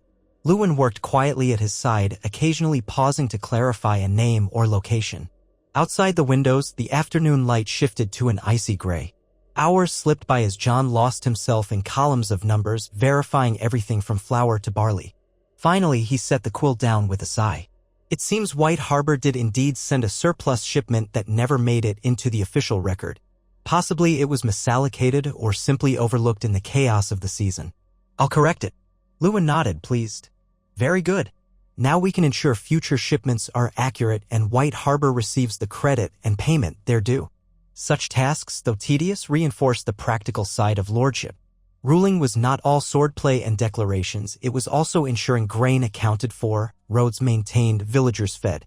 John found a measure of satisfaction in the work, seeing how each piece fit into the larger puzzle of the North. He realized that had he joined the Watch, his duties would have been quite different. Honor and duty took many forms, but here he sensed a tangible impact on everyday lives. As evening fell, the wind outside grew fiercer, whistling through the narrow windows. John felt a shiver that had nothing to do with the cold. The impression of a looming storm lingered in the back of his mind. He thought of Mansraider, of thousands of wildlings pressing south, of the whispered rumors that the dead did not rest easy in the far north. He pictured the expression on Ned's face whenever talk turned to the others, how a flicker of doubt mingled with old stories. Perhaps it was nothing. Perhaps it was everything. He tucked the corrected ledger away and joined Maester Lewin in returning the scrolls to their proper places. Lewin was meticulous, ensuring no scroll ended up on the wrong shelf. Then they closed the tower for the night, heading back down to the keep. In the corridor, they encountered Arya, who was rushing somewhere with a wooden sword in hand. She nearly barreled into John, her hair half loose. Whoa, John said, steadying her. What's the hurry? Arya's eyes sparkled mischievously. I was about to practice my footwork in the unused storage rooms. Sansa's in the hall with her friends, so it's my only chance. Septa Mordane is busy at the moment. John chuckled softly. You should be careful. The floors can be slippery in this weather. She grinned. I will. And don't tell Sansa where I am. He ruffled her hair, what remained of it in her braids, and she dashed off. Maester Lewin watched her go, shaking his head with mild amusement. John felt that familial warmth again, a sense of belonging. Even if Catelyn's acceptance was measured, the rest of the family had fully taken him in. Later, he found himself in the great courtyard, blanketed in fresh snow, the sky overhead a heavy swirl of charcoal clouds. He looked up to see Ghost perched on a low rampart, sniffing the air. The dire wolf leapt gracefully down, landing beside John and offering a quiet rumble in greeting. John knelt to run his fingers through the wolf's thick fur. Snow crunched nearby. He glanced up to see Samwell Tarly approaching hesitantly. Sam, round-faced and timid, had come to Winterfell months ago from the Wall, bearing messages for Maester Lewin. He was not a member of the Night's Watch in this alternate future. Indeed, Sam's father had initially sent him to the Citadel in an attempt to find him a calling that wouldn't shame the family. But upon hearing rumors that the Starks might support the Night's Watch more vigorously, Sam had ended up in the north anyway, uncertain and half-lost. Since then, Sam had lingered at Winterfell, assisting Maester Lewin with the library and ravens, learning bits of administration. He was quiet, easily frightened, but possessed a keen mind. John had taken pity on him, offering a friendly ear. Oh, John, Sam said, breath billowing in the cold. Maester Lewin asked me to find you. A raven arrived from Castle Black with more news. I didn't read it fully, but there seems to be mention of more missing rangers. John stiffened. More missing rangers? Did your father mention that in his letter? Sam shook his head, face pale. My father doesn't write me at all, truth be told. But yes, the raven from Castle Black says at least 2 more rangers vanished in the haunted forest. John cursed under his breath. Have you given the letter to Lord Stark yet? I was on my way to do so. Would you like to come? John nodded. Of course. They made their way through the castle, passing under flickering torches set against gray stone. Footsteps echoed on the flagstones. Sam clutched the message anxiously, as though expecting it to burst into flames at any moment. When they reached Ned's solar, the guards admitted them. Inside, Ned was deep in conversation with Robb, but they both looked up as Sam and John entered. Sam bowed awkwardly. My lord, a raven from Castle Black. Urgent, I think. Ned took the scroll, scanning it in the lamplight. His expression darkened. Rob leaned over to read as well, jaw tightening. John waited, tension coiling in his gut. Ned lowered the parchment. It appears that more Rangers Arthur and Jafer Flowers have vanished beyond the wall. Their search party returned empty-handed. The new Lord Commander asks for any aid we can give. John remembered those names from hearing his uncle Benjen mention them. Good men, experienced. The fact that they had disappeared boded ill. Rob looked at his father. We need to send more men to the watch. Ned's voice was heavy. We can't spare many. The Crown has not replied. I've no formal authority to send a large force to the wall without the King's permission unless the threat is immediate to the north. If we do, we risk leaving Winterfell itself vulnerable. Sam spoke up timidly. Perhaps a small contingent, my lord, to show goodwill. And maybe the presence of more skilled trackers could help find out what happened. Ned set the letter aside. Yes. A few men might be the best we can do for now. I'll speak with our rangers. And I'll write again to King's Landing, reminding them of the Watch's plight. Rob's fist clenched. It's madness that the realm ignores this threat. Ned nodded, though in a measured way. Madness or complacency? The South has not faced a threat from beyond the wall in living memory. They see only far-off stories. They may not stir until it's too late. John felt a surge of frustration. I could go. A small group led by me or by one of our seasoned men. We could see the situation ourselves. Ned's gaze flickered with concern. I won't send you so far, not when your place is here, learning to govern. And I can't spare Rob. The North still needs us both. No, if anyone goes, it will be a select few of our best scouts, men we can trust to return swiftly with news. John swallowed back his disappointment. He knew his father was right from a pragmatic standpoint. Still, he felt a pull as though the mysteries beyond the wall called to him in some deep answers. Tralway. He also thought of Benjen, who had returned to the wall. If anyone might find the missing rangers, it would be Benjen, yet there was no mention of him in the letter. Ned stood from his chair, gesturing to Sam. Thank you for bringing this promptly. Return to Maester Lewin, let him know we'll craft a reply tonight. Rob, John, stay? Sam bowed and hurried out, clearly relieved to escape the tension in the room. Ned paced slowly, gazing at the map pinned on the wall. Rob and John waited, uncertain. Eventually, Ned spoke, voice low. This is not the first time rangers have gone missing. There's talk of unnatural things. I dismissed them as rumors once. I'm no longer so certain. Rob's voice was quiet. You believe the others might be on the move? Ned hesitated as though the words themselves were difficult to utter. I cannot say. The old stories. I've never put much stock in them. But winter is coming. The wildlings stir in great numbers. Ominous signs gather like storm clouds. I cannot ignore them. John felt a chill that went beyond the temperature of the room. So we prepare for the worst. Ned nodded. Yes. And we do not panic the realm needlessly, but we keep our own house in order. Rob, see that the men remain battle-ready. Continue training new recruits. John, continue aiding in the management of supplies. If we do face a prolonged conflict, we'll need every sack of grain accounted for. They pledged to do as he asked. The conversation ended on that grim note. Ned lingered by the map, lost in thought, while Rob and John withdrew to let him plan in solitude. Outside in the corridor, Rob released a tense breath. Feels like we're on the edge of something huge, doesn't it? John nodded. Yes. And we're stuck waiting for signs. Rob pressed a hand to John's shoulder in solidarity. Then they parted ways, each carrying the weight of worry for what might come. That evening, the castle seemed subdued as though everyone sensed an ill wind blowing. John wandered into the godwood, seeking some measure of peace. The heart tree's face was white against the darkening sky, its red eyes fixed on eternity. Snow lay in drifts around the ancient roots. John knelt on the damp ground, breath curling in the cold air, and closed his eyes.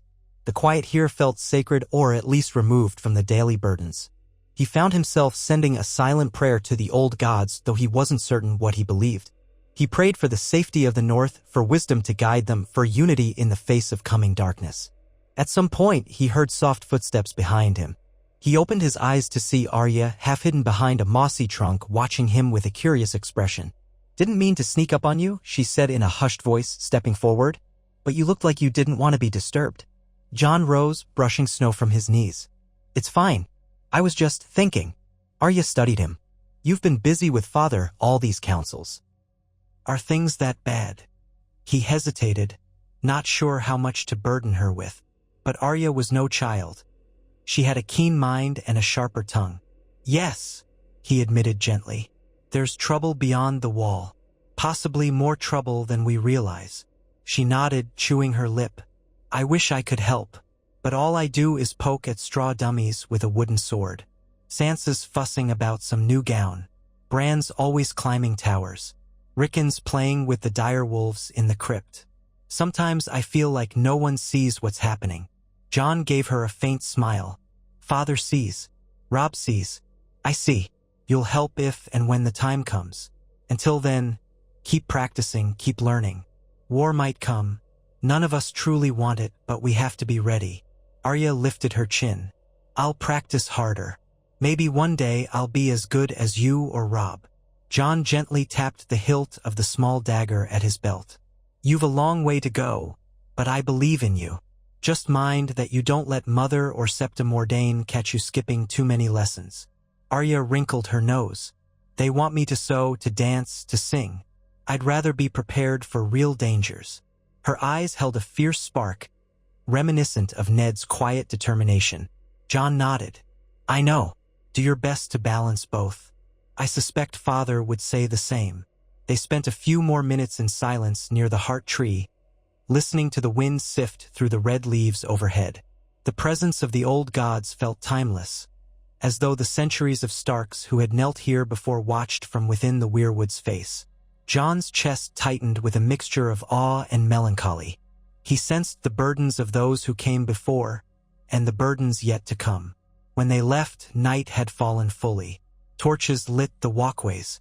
Snow drifted lazily, turning the courtyard into a shadowy tableau.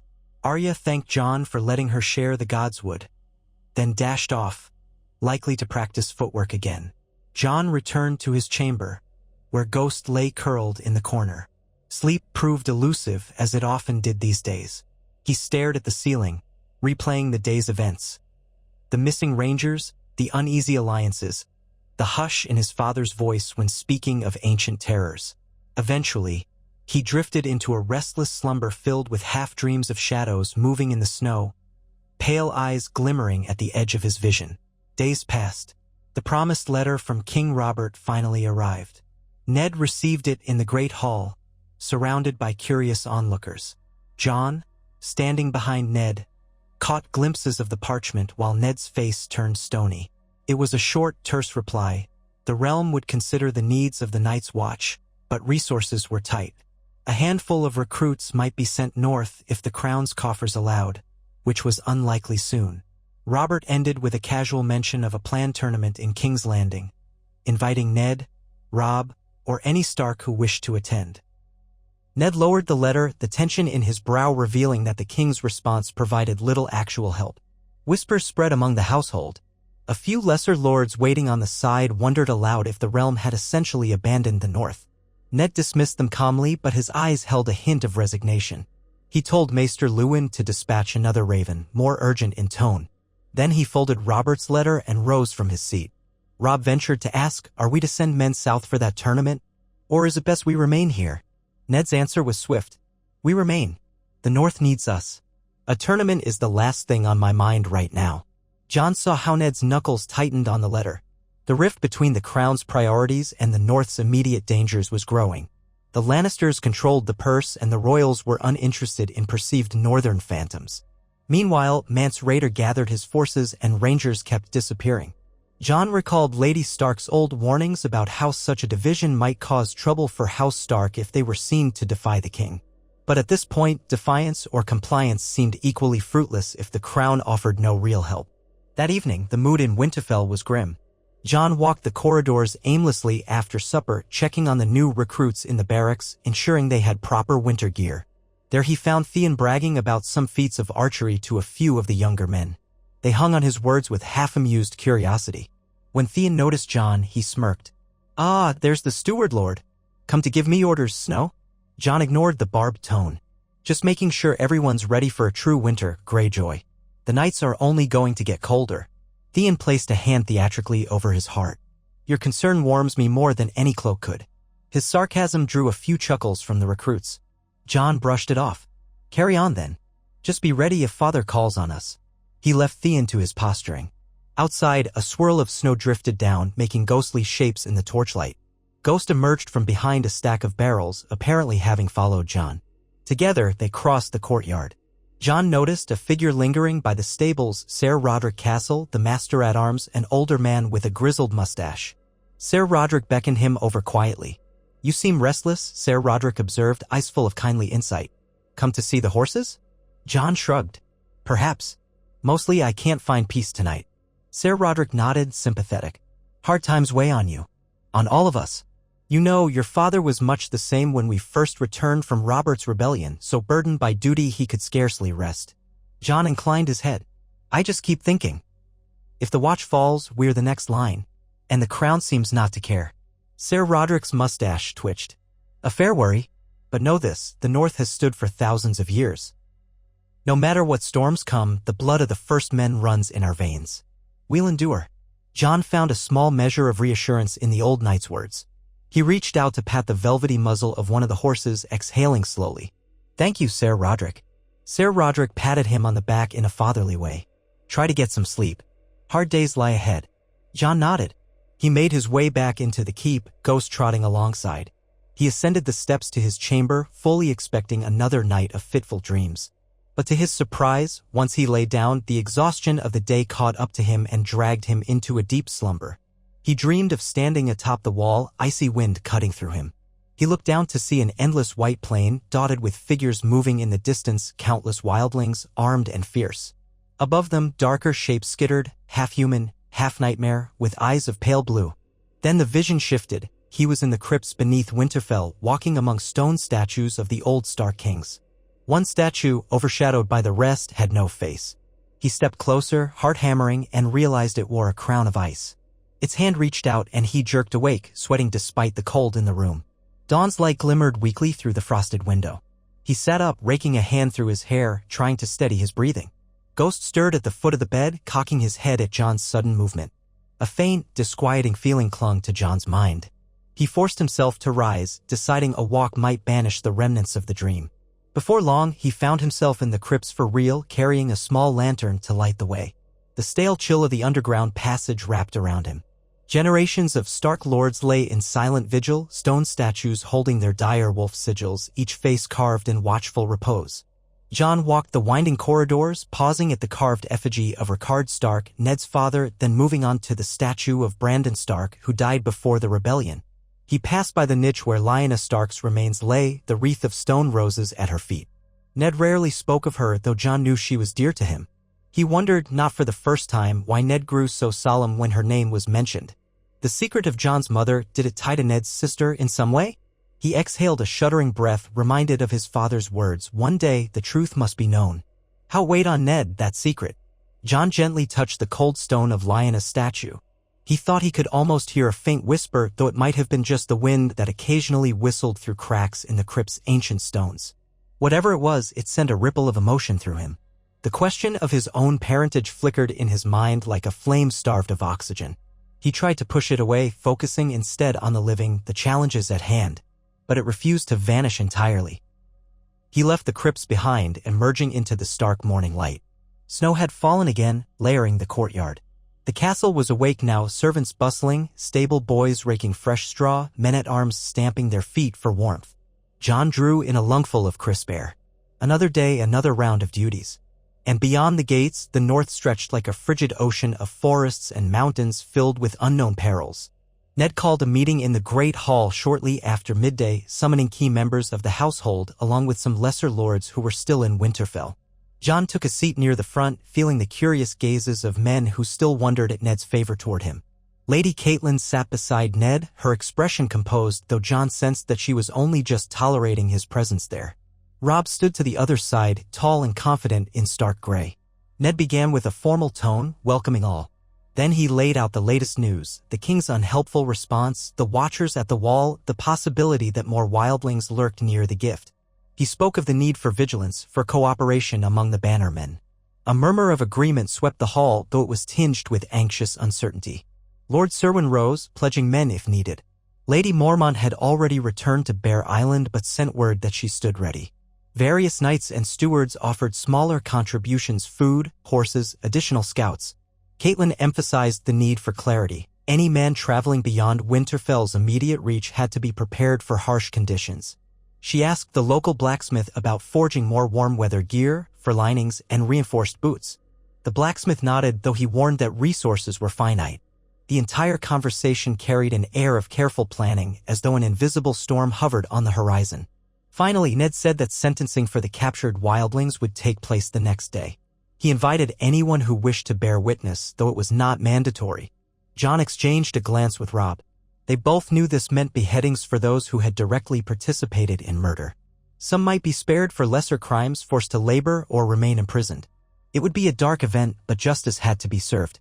The meeting ended and people began to disperse. Jon lingered in the hall, noticing that Lady Stark remained seated.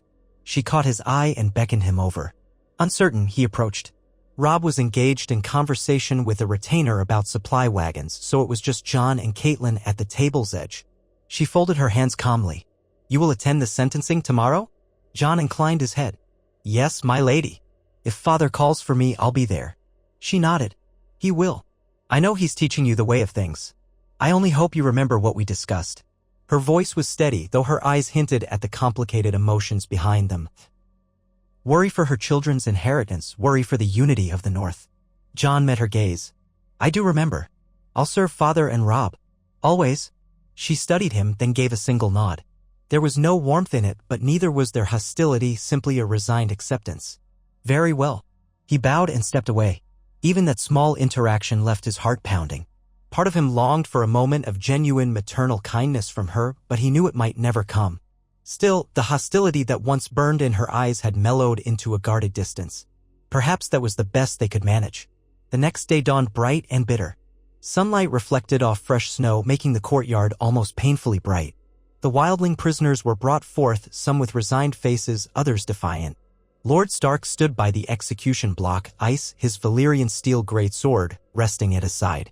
The watchers formed a ring around the scene, guards, a few curious onlookers, and family members who chose to attend. Jon stood at Ned's left, Robb at Ned's right. Winter's hush fell over the crowd. Ned called the prisoners forward in turn, enumerating their crimes. The first was Harl, the braided man who had spat at them in the dungeons. He met Ned's gaze unflinching, proud even in defeat. Ned's voice carried in the cold air. "You led raids on northern villages, killed innocents, and confessed freely. For these crimes, the sentence is death." Harl sneered at the surrounding watchers. "You southerners cling to your walls. Winter will swallow you all." Even so, he knelt at the block. Ned raised ice in a swift, practiced motion. The sword fell, severing Harl's life in a single clean stroke. Blood spread across the snow, and the watchers shifted uneasily. One by one, several other men were likewise sentenced. Ned spoke the ancient words, and Jon forced himself to watch, remembering his father's doctrine: the one who passes the sentence must swing the sword. Though Jon did not swing it today, it was his duty to bear witness. He saw the fear, the hatred, the desperation in the prisoners' eyes. He felt no triumph in their deaths, only a grim acceptance. This was the law of the North. A few prisoners were spared outright execution, those who could not be proven to have taken lives or who claimed they'd been coerced. Ned ordered them to remain prisoners for the winter, laboring under guard. Come spring, their fates might be reevaluated. Some watchers murmured disagreement, but Ned was lord and his word was final. When it was done, Ned passed ice to the steward for cleaning. He looked pale, the lines around his eyes deeper. Robb's face was grim. Jon's stomach churned with conflicting emotions. This was the cost of leadership, seeing men's blood stain the snow in defense of the realm's peace. As the bodies were taken away, the crowd began to disperse in somber silence. Ned turned to Robb and Jon. His breath fogged. "It's done. Let the realm know we do not suffer murderers lightly, no matter their reasons." Robb bowed his head. "Aye, father." Jon nodded. "Yes, father." They walked back into the keep. The rest of the day carried a subdued tension, as though even the stones of Winterfell felt the weight of spilled blood. That evening, Jon ate little at supper. He could see from Robb's expression that his brother also wrestled with the same somber thoughts. Sansa and Arya seemed more subdued than usual. Word of the executions had spread. Even Arya, bold as she was, recognized the gravity of seeing men put to death. As time crept onward, the routines of the castle resumed, but the memory of that crimson snow lingered. Winter's chill deepened with each passing week. the days shortening until the sun seemed to appear only briefly before sinking back into endless cold. Scouts continued to patrol the roads. Ravens flew to and from the wall, bringing scraps of news about missing rangers, wildling movements, and the endless plea for more support. The crown remained silent or dismissive. The Lannisters overshadowed King Robert's court with their gold, and southern lords fixated on tournaments and trade disputes, ignoring the North's warnings. Amid this precarious balance, Ned drew Jon closer still into matters of governance. Robb, too, shouldered new duties, coordinating the castle's defenses and training schedules.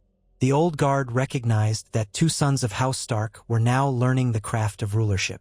Some whispered it was unusual for Ned to treat his bastard so kindly, but none dared openly challenge him in Winterfell's halls.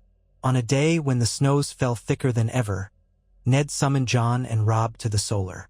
Catelyn stood by the window, gazing at the swirling white landscape outside. Her face was inscrutable. Maester Luwin waited with a scroll in hand, while Theon Greyjoy lounged in a corner, fiddling with a dagger. Ned cleared his throat as they arrived. "We've received word from the Knight. Watch that Lord Commander Mormont requests a deputation of Northern Lords to visit Castle Black," Ned announced. "He wishes to show them the situation firsthand, hoping for direct support. He's invited us to see the neglected state of the Watch, the repairs needed, the training of new recruits." Robb straightened. "I'll go, Father, if you permit. Seeing it with my own eyes might help us plan for defense, and it might carry more weight for the Watchers." Ned nodded thoughtfully. "I consider that, but I wonder if I shouldn't go myself. It's a long journey in winter, though, and leaving Winterfell at this time is not ideal. On the other hand, a show of my presence as Warden of the North might impress upon the Watch that we do care, and it might prod the other lords who accompany me." Catelyn turned from the window. "Winterfell cannot be left without a Stark. If you go, Eddard, Robb must remain, or vice versa. The roads are perilous now, and who knows what might happen if the wildlings or bandits seize the chance." Ned sighed. "A fair point, which is why I hesitate. I've also considered sending Jon in my stead." Robb looked surprised. Theon's brow lifted. Jon himself felt a jolt of conflicting emotions, excitement at the possibility of seeing Castle Black, wariness about leaving Winterfell. "Father, you trust me to speak for you?" Ned's gaze was steady. "You know the burdens we face here as well as anyone. Your presence could reassure the Watch that the Starks do not forget them, and you have a way of listening that might uncover truths others miss. Besides, you'd represent Winterfell without removing Robb from his role as heir. I would remain here to guard against any sudden crisis, and Robb would continue overseeing our forces." Catelyn's expression tightened. She cut in softly. "Are you certain that's wise?" "Jon is untested in such diplomatic matters."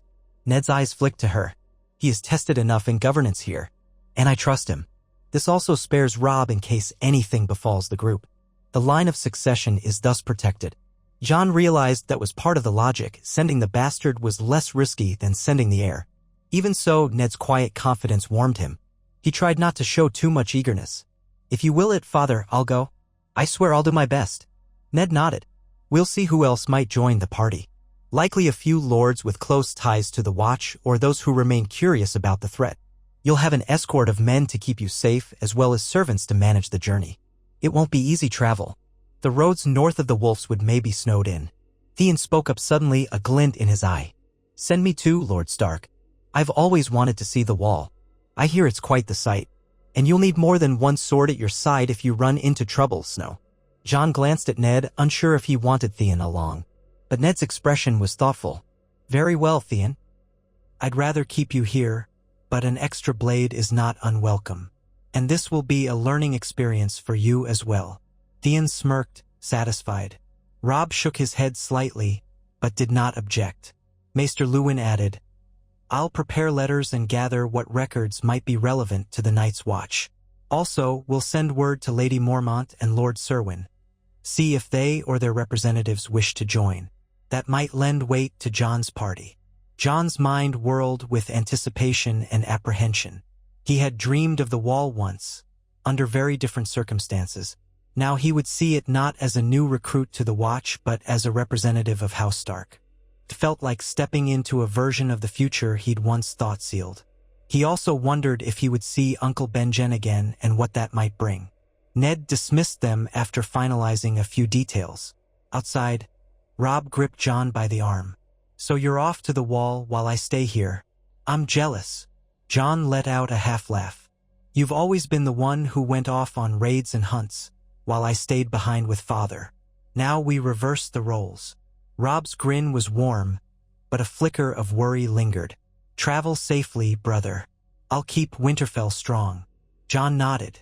"You have my word, I'll do my utmost to represent us well." They clasped hands in a gesture of solidarity, then went their separate ways. Jon felt a rush of energy course through him. Visiting the wall, speaking with the Lord Commander, observing the Watch's plight firsthand. It was a daunting prospect, but he sensed that it might be crucial to the North's future. In his heart, he also felt a strange pull, some intangible tether calling him to that great barrier of ice and stone, as though part of his destiny lay there. Over the following days, preparations for the journey consumed much of Jon's time. He inspected the horses, ensured the sledges for supplies were in working order, gathered warm furs, dried foods, and medical provisions. Theon, true to form, boasted he'd hunt a great white bear beyond the wall if he got the chance, to which Jon merely rolled his eyes. A few lesser lords confirmed their intention to accompany him. Lord Jory Slate and Lord Harwood Stout, both minor but respected banner lords. Each would bring a small retinue. In total, the party numbered around 24, including guards and servants. Catelyn avoided direct discussion with Jon about the trip, though once he caught her gaze in the corridor. Something in her expression suggested she was uneasy about letting him act in Ned's name, but she offered no protest beyond what she had already said. Ned remained calm yet watchful, giving Jon last-minute advice on how to speak diplomatically, how to coax truths from reluctant watchers, how to maintain the dignity of Winterfell. Finally, the morning of departure arrived. It was cold enough that the very air seemed brittle. Jon dressed in layered clothing, woolen undershirt, leather jerkin, fur-lined cloak. He strapped Longclaw to his hip, the blade Ned had gifted him after seeing his skill in the yard. Theon was similarly dressed, though he wore the sigil of House Stark on his cloak, marking him as part of their retinue. Lord Slate and Lord Stout waited in the courtyard with their men, bundled in furs, horses snorting steam. Robb and the rest of the family gathered to see them off. Catelyn stood with Sansa and Arya. Bran and Rickon peered around from behind them, curious about the bustle. Ned stepped forward to clasp Jon's hand. "The roads will be dangerous. Travel carefully and watch for patches of black ice. Don't push the horses too hard. Send ravens whenever possible, updating us on your progress." Jon met his father's gaze. "I will, Father. Thank you for trusting me with this." Ned's eyes glimmered with paternal pride. "The realm must see that the Starks will not forsake the Watch. Your presence will speak volumes." Robb embraced Jon briefly, murmuring, "Return safe and soon. Winterfell won't be the same without you." Jon smiled, warmth flooding his chest. "I'll be back before you know it." Arya slipped in, surprising Jon with a quick hug. She whispered, "Bring me back a piece of the wall if you can. And find out if there are any female warriors among the Watch." She winked with mischief. Sansa stood a little ways off, offering a polite nod but no further words. Bran waved excitedly, asking Jon to bring stories of the great ice fortifications. Rickon just stared wide-eyed as though uncertain what to say. Finally, the gates opened. Horses stamped and whickered, riders nudged them forward. The small column began moving out into the snow-laden world beyond Winterfell's walls. Jon rode near the front with Theon and the two minor lords. Guards followed in pairs, leading pack animals laden with supplies. He cast one last glance back at the castle that had been his home for all his remembered life. Ned stood on the battlements with Robb, watching, a solitary figure in gray and brown furs against the white sky. Jon lifted a hand in farewell, then turned to face the road. They set a steady pace, following the King's Road north. The wind snapped at their cloaks, sending flurries swirling around them. The day was eerily quiet, the muffled sounds of hooves on snow the only constant. Occasionally, Theon tried to lighten the mood with a jest, but his voice fell flat in the vast silence of the winter-laden forest. Lord Slate, a stout man with a bushy beard, pointed out various landmarks, an ancient oak, the remnants of a half-buried watchtower, a stream that was now frozen solid. By nightfall, they reached a small inn near the edge of civilization, run by hardy northerners who recognized House Stark's banner. The travelers were offered stew and ale, stabling for the horses. John found it strange to be the leading figure in negotiations for lodging, but he kept his composure, paying the innkeeper fairly. Theon spent the evening flirting with a barmaid who politely indulged his boasts. Lord Stout smoked a pipe by the fire, telling stories of old battles. John stepped out into the snowy courtyard behind the inn to stretch his legs. Ghost, who had accompanied them, sniffed around, leaving paw prints in the fresh snow. He gazed up at the night sky, bright with stars. Through the dark pines, he caught a glimpse of the faint aurora shimmering on the horizon, the northern lights, beautiful and silent.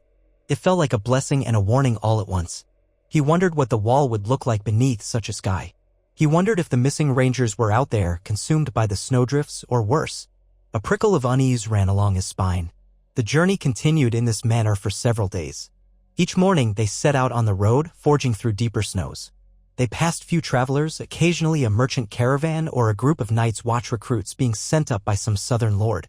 Those poor souls trudged in shackles, criminals granted the option of the wall. Seeing them gave John a somber pause. The watch truly did take in anyone willing to swear the oath. On the 5th day, they veered west, intending to cross certain stretches of forest that would shorten the route. Lord Slade assured them he knew the path. The forest loomed tall and dark around them, the trees creaking under the weight of snow. Progress was slow, for drifts reached the horses' knees in places. Theon muttered curses, annoyed at the pace. Ghost moved more easily, gliding ahead in near silence. As dusk approached on that day, the sky turned an ominous gray. John sensed a heavier snowstorm coming. He conferred with Lord Slate, who suggested they make camp in the shelter of some rock outcroppings ahead. They pressed on, eventually finding a ridge that broke the wind. There, they set up tents, using evergreen boughs to block the worst of the gusts. Fires were lit, melting the nearby snow into slush. Men huddled around the flames, warming numbed fingers. John sat on a fallen log, the hood of his cloak pulled low as Theon and one of the guards pitched a tent. Lord Stout was cursing at damp firewood. Ghost prowled near the perimeter, sniffing for threats. Despite the biting wind, an uneasy closeness seemed to crowd the campsite, something about the silent trees, the gathering darkness. John tried to dismiss the feeling, focusing on practical tasks. He helped tie up the horses in a sheltered spot, triple-checking their tether knots. Then he returned to the fireside, where Theon handed him a piece of salted pork. Night fell quickly. The wind howled through the pines, scattering snow crystals like shards of glass. Most of the men retreated to the tents after a quick meal, hoping to preserve warmth. John stood watch with two of the guards, rotating shifts. His ears burned with cold, but he forced himself to remain alert, scanning the dark forest. Ghost was a pale shape at the edge of the firelight, occasionally blending into the drifts. Each rustling branch seemed amplified in the hush. A few hours into the watch, one of the guards muttered about hearing something. John listened intently. A faint snapping of twigs? He peered into the darkness, hand on Longclaw's hill. But nothing emerged. Possibly just an animal. When their shift ended, John retreated to his tent, letting the next rotation take over. He lay on a bedroll, cloak and furs piled on top. Sleep was fitful. The wind battered the tent walls, and the memory of that snapping sound haunted him. He dreamed again of a figure standing in the swirling snow, eyes glowing a blue so cold it burned. Then he woke, heart pounding. The night outside was quieter, the wind having died down. Dawn was near. They broke camp early, forging onward. Lord Slate insisted the main road wasn't far. By midday, they emerged from the forest onto a broad clearing where drifts billowed in the gusts. In the distance, a black line cut across the horizon, the King's Road again, or so they hoped. The party cheered softly, hearts lifted by the prospect of surer footing. They spurred their horses forward. John noticed Ghost tense, ears flattened. A moment later, a figure appeared on a small rise ahead, clad in ragged furs and leaning on a spear. Another figure joined the first, then a third. Wildlings. Their sudden appearance set everyone on edge. Theon cursed, drawing his bow. Lord Slate and Lord Stout ordered their men to form up. John raised a hand for caution. The wildlings stood at a distance, not attacking, merely watching. One of them called out in a harsh voice, "Go back, Southerners." The free folk claimed these lands. Lord Slate barked a mocking laugh. "These are Stark lands. Step aside if you value your lives." A tense standoff. John's mind raced. They were far from Winterfell, and the wildlings might have a larger party hidden nearby. He spurred his horse forward a few steps. "We mean no harm if you let us pass. We travel to the wall." The central wildling sneered. "Another crow lover. Why waste your breath?" Theon aimed an arrow. "Step aside, or I'll put this in your skull." The wildling brandished his spear, and for a heartbeat, violence seemed inevitable. Then Ghost prowled closer, baring teeth, a low growl emanating from his throat. Perhaps the sight of the dire wolf or the realization that the party was well armed made the wildlings reconsider. The one in the lead spat on the ground, turned, and loped off, the others following. They vanished into a thicket, leaving only footprints in the snow. Theon lowered his bow, tension draining from his posture. Cowards. We could have taken them. Jon exhaled slowly. Perhaps. But we're far from reinforcements. We did well to avoid a fight. Lord Stout nodded. We press on swiftly. If there are more of them, best not to linger. They rode at a faster pace, anxious to reach more civilized ground. By nightfall, they found an abandoned hunter's cabin, half buried in snow, and decided it was better shelter than none. They cleared the interior, lit a fire, and kept guard. No further wildlings appeared. Finally, on the 10th day since leaving Winterfell, they saw it, the wall. A colossal barrier of ice stretching across the entire horizon, shimmering blue-green in the faint daylight. Even from miles away, it loomed impossibly tall, breathtaking in its sheer scale. The very air seemed colder here, as though the presence of that icy colossus drained warmth from the world. Jon felt his heart quicken at the sight. Theon whistled under his breath. Lord Slate muttered that even after visiting before, the sight still made him tremble. They followed the road to Castle Black, a sprawling fortification at the base of the wall. Smoke rose from chimneys.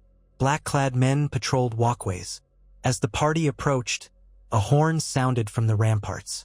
The gates opened, revealing a courtyard where watchmen stood in a loose formation. Jon noticed they looked tired, their cloaks threadbare. A tall man with a short, graying beard stepped forward, wearing a thick black cloak pinned with a clasp in the shape of a bear's head. Lord Commander Jeor Mormont, once of Bear Island, now leading the Night's Watch. Mormont greeted them in a deep, resonant voice that reverberated off the stone walls. Welcome to Castle Black, men of House Stark. Your presence gladdens us in these dark times. He eyed Jon curiously, perhaps noting his Stark features. You must be Lord Eddard's representative? Jon dismounted, stepping forward. I am Jon Snow, my lord. Ned Stark sends his greetings and regrets that he could not come himself. With me are Lord Slate, Lord Stout, and Theon Greyjoy, along with an escort. Mormont clasped Jon's hand in a strong grip. We're grateful you made the journey. Come inside, warm yourselves. We've much to discuss. Guards helped stable the horses. Jon took in the surroundings. The worn wooden stairs leading up to the wall itself, the old towers leaning precariously, the yard where new recruits practiced half-heartedly. The place felt underpopulated, as though it had once held many more, and the men who were present looked overworked, anxious. In that moment, Jon understood the Watch's plight more acutely than any letter could convey. They were ushered into the common hall, a long room with a smoky fireplace. Tables and benches lined the space, watchmen eating bowls of thin stew. Sam Tarly was nowhere to be seen, but Jon guessed he might be at the Maester's turret or in the library if he had arrived earlier. Mormont led Jon and the lords to a smaller side chamber used for councils. A fire crackled in the hearth there, offering meager warmth. Several black brothers stood around, including a gruff-looking man with a scarred face. Likely Alliser Thorne, the master-at-arms, Jon recalled from hearsay. Another wore the chains of a maester. Maester Eamon, the venerable old man of the Watch. Mormont wasted no time. We've lost more rangers and sightings of wildling parties increase daily. We can scarcely patrol more than a few miles beyond the wall now. Our numbers are too few. If Mance Rayder unites the free folk, we'll be overwhelmed. Lord Stout cleared his throat. We come on behalf of House Stark to see what might be done. The crown seems reluctant, so the North must do what it can. Alliser Thorne scoffed under his breath, but Mormont glared at him, then addressed Jon. Is there any hope Lord Stark can spare men? We need troops, supplies. Arrows, crossbow bolts, dragonglass, anything we can get. Jon hesitated, recalling Ned's caution. We can't promise large numbers. The North is spread thin, bracing for winter. But we'll do what we can. That's part of why we're here, to see your needs firsthand and report back. Mormont nodded, though his brow furrowed. Then see it you shall. I'll have the stewards show you around, let you observe training, speak to the men who've returned from beyond the wall. The truth of it is, Stark, if the free folk come in force, we can't hold them for long. Lord Slate frowned. And the rangers who went missing? Any news? We heard Author and Jafer Flowers vanished. Alistair Thorne spat. Vanished, yes. Another pair of lost souls. Not the first, likely not the last. Maester Eamon, stooped with age, tapped his staff gently. We suspect something unnatural at play. The men who vanish leave no trail, or if found, are changed. His voice trembled with old sorrow. We've had to deal with corpses rising more than once, though few believe it until they see it. A chill ran down John's spine. He remembered hearing rumors of wights of the dead walking. Theon made a nervous joke under his breath, but no one laughed. The gravity in the room was palpable. Mormont gestured to a small table bearing bread and salt, offering hospitality. You've journeyed far. Rest and see for yourselves. Then, if you can, deliver the truth to Lord Stark. We'll stand the line as best we can, but time is not on our side. John nodded, exchanging looks with Lord Slate and Lord Stout. The pit in his stomach deepened. The real scope of this threat was greater than letters or rumors could convey. He silently vowed to do all he could to help, though a question burned in his mind: would even the combined might of the North be enough should the rumors of the others prove true? They broke for the evening, with Mormont assigning them quarters in the guest wing. John and Theon shared a small chamber with narrow beds, a brazier providing a bit of heat. Once alone, Theon exhaled loudly. Well, this place is a frozen graveyard, and the old bear expects us to fix it. We can't send half the North up here, can we? John hung his cloak on a peg. We might have to send more men than Father wanted. I see little choice. If the watch collapses, the wildlings, and possibly worse, will spill over. Theon grimaced, rummaging in his pack. It'll take time. And gold, which the North doesn't have in abundance. The Lannisters, they sit on a mountain of coin. But they're not likely to spare a copper for the watch. John thought of the king's letter, the dismissive tone. Maybe Father can negotiate with other houses. White Harbor, maybe? The Vale, though they're half closed off behind the mountains.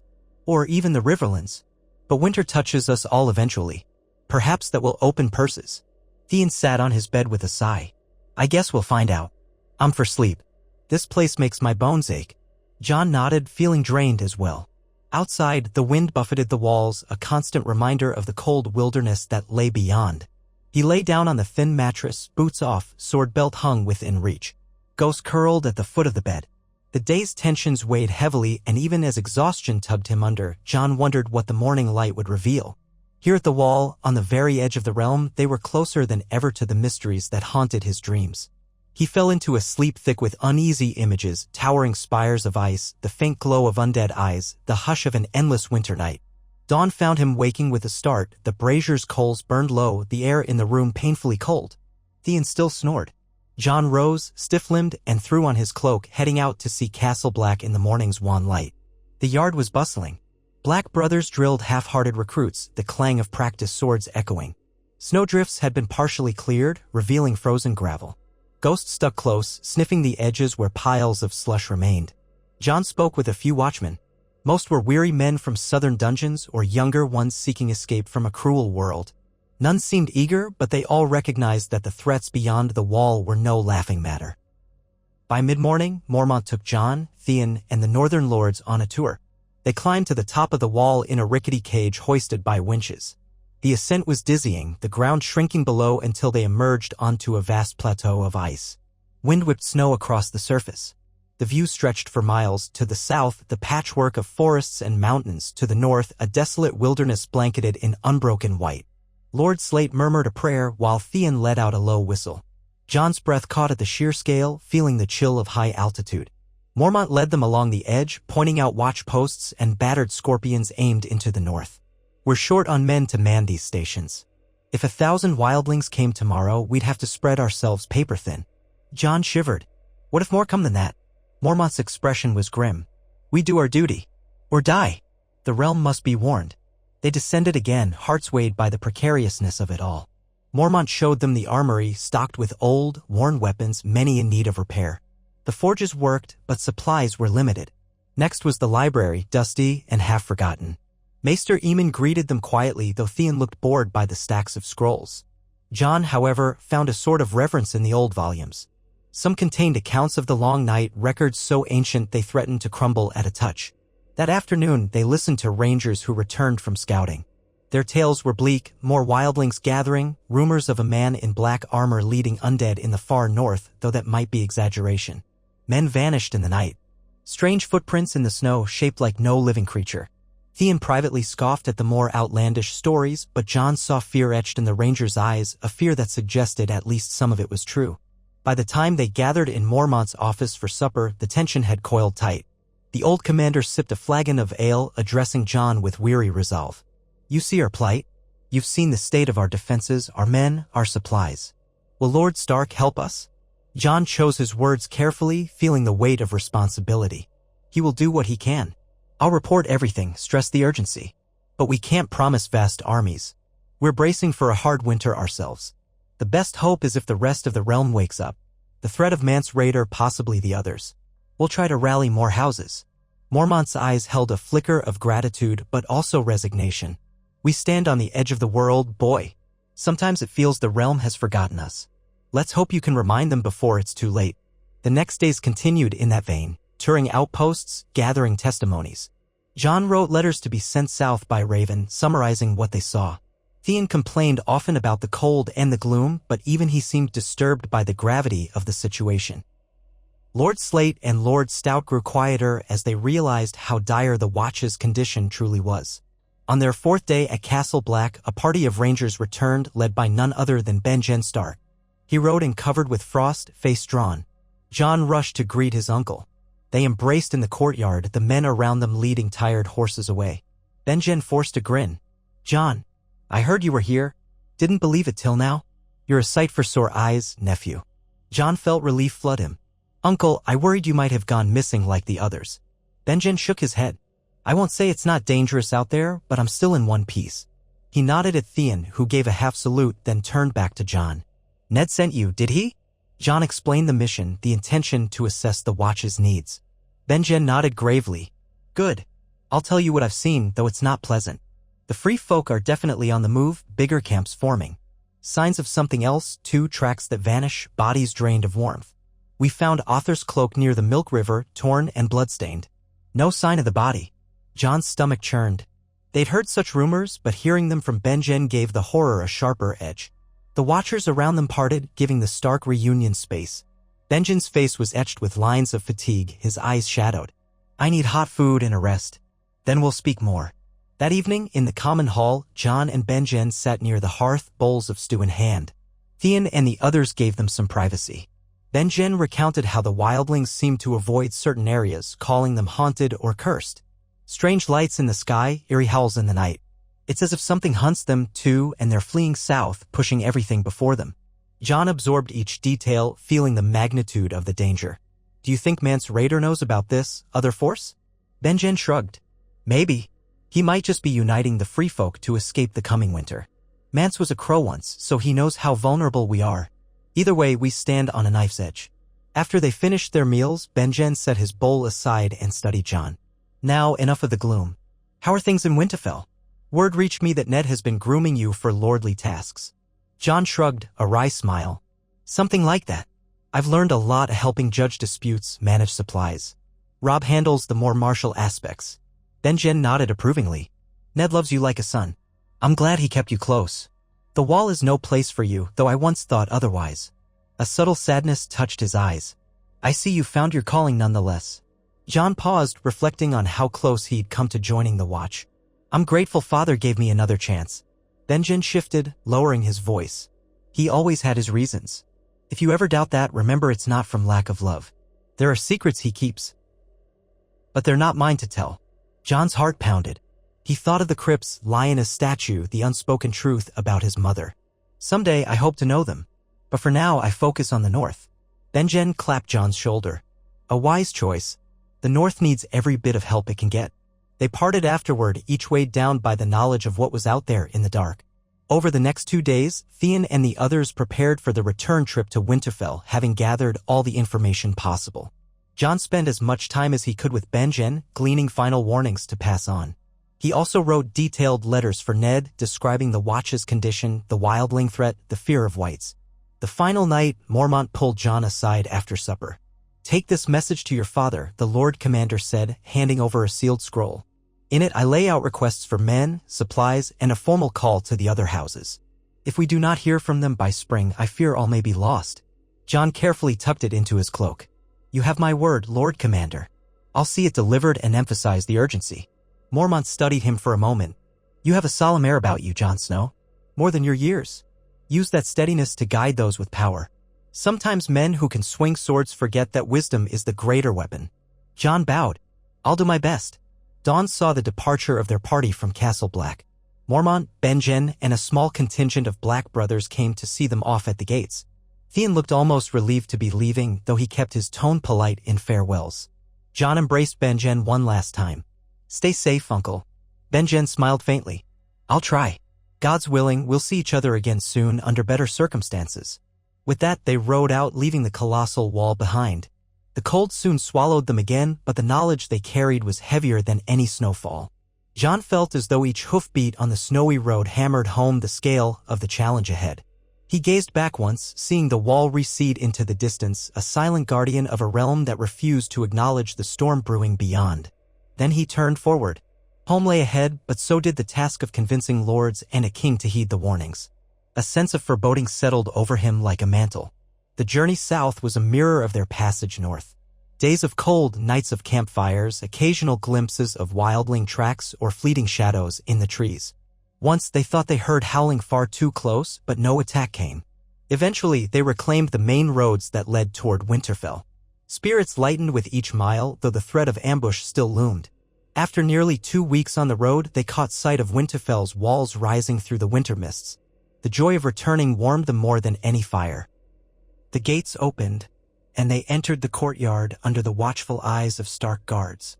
Stable hands rushed to aid the horses, while servants hurried to greet the travelers. Jon dismounted, stiff from the cold, heart pounding with the need to deliver his news swiftly. As they expected, Ned was there, standing with Robb and a handful of retainers. Relief and curiosity lit Ned's eyes as he saw them. Jon approached, bowing his head. The presence of so many watchers made formality seem prudent, but Ned stepped forward and embraced him. Welcome home, Jon. I'm glad to see you safe. And you as well, Theon, my lords. Jon exhaled, trying to find the words. Castle Black is in dire straits, father. You'll want to hear all we've learned. Ned nodded grimly. Then let us waste no time. Come inside, warm yourselves, and we'll speak. He gestured for them to follow, leading the way toward his solar. Robb shot Jon a searching glance, silently asking if things were truly that bad. Jon's expression was enough to confirm it. They trooped into the warmth of the keep, shaking off snow and removing cloaks. Stewards brought hot wine. Soon, the group assembled around Ned's table, where a fresh fire roared. Catelyn joined as well, quietly taking a seat. Maester Luwin was present, quill poised for notes. Jon cleared his throat, meeting his father's gaze. The watch is gravely under strength. They believe Mance Rayder is uniting thousands. Rangers vanish beyond the wall, corpses reanimated. Their weapons are old, their walls crumbling. Lord Commander Mormont sent this letter. He handed over the sealed scroll. Ned broke the seal and read, face darkening with every line. A hush settled on the room. Robb and Catelyn glanced at each other. Theon paced near the hearth, arms folded.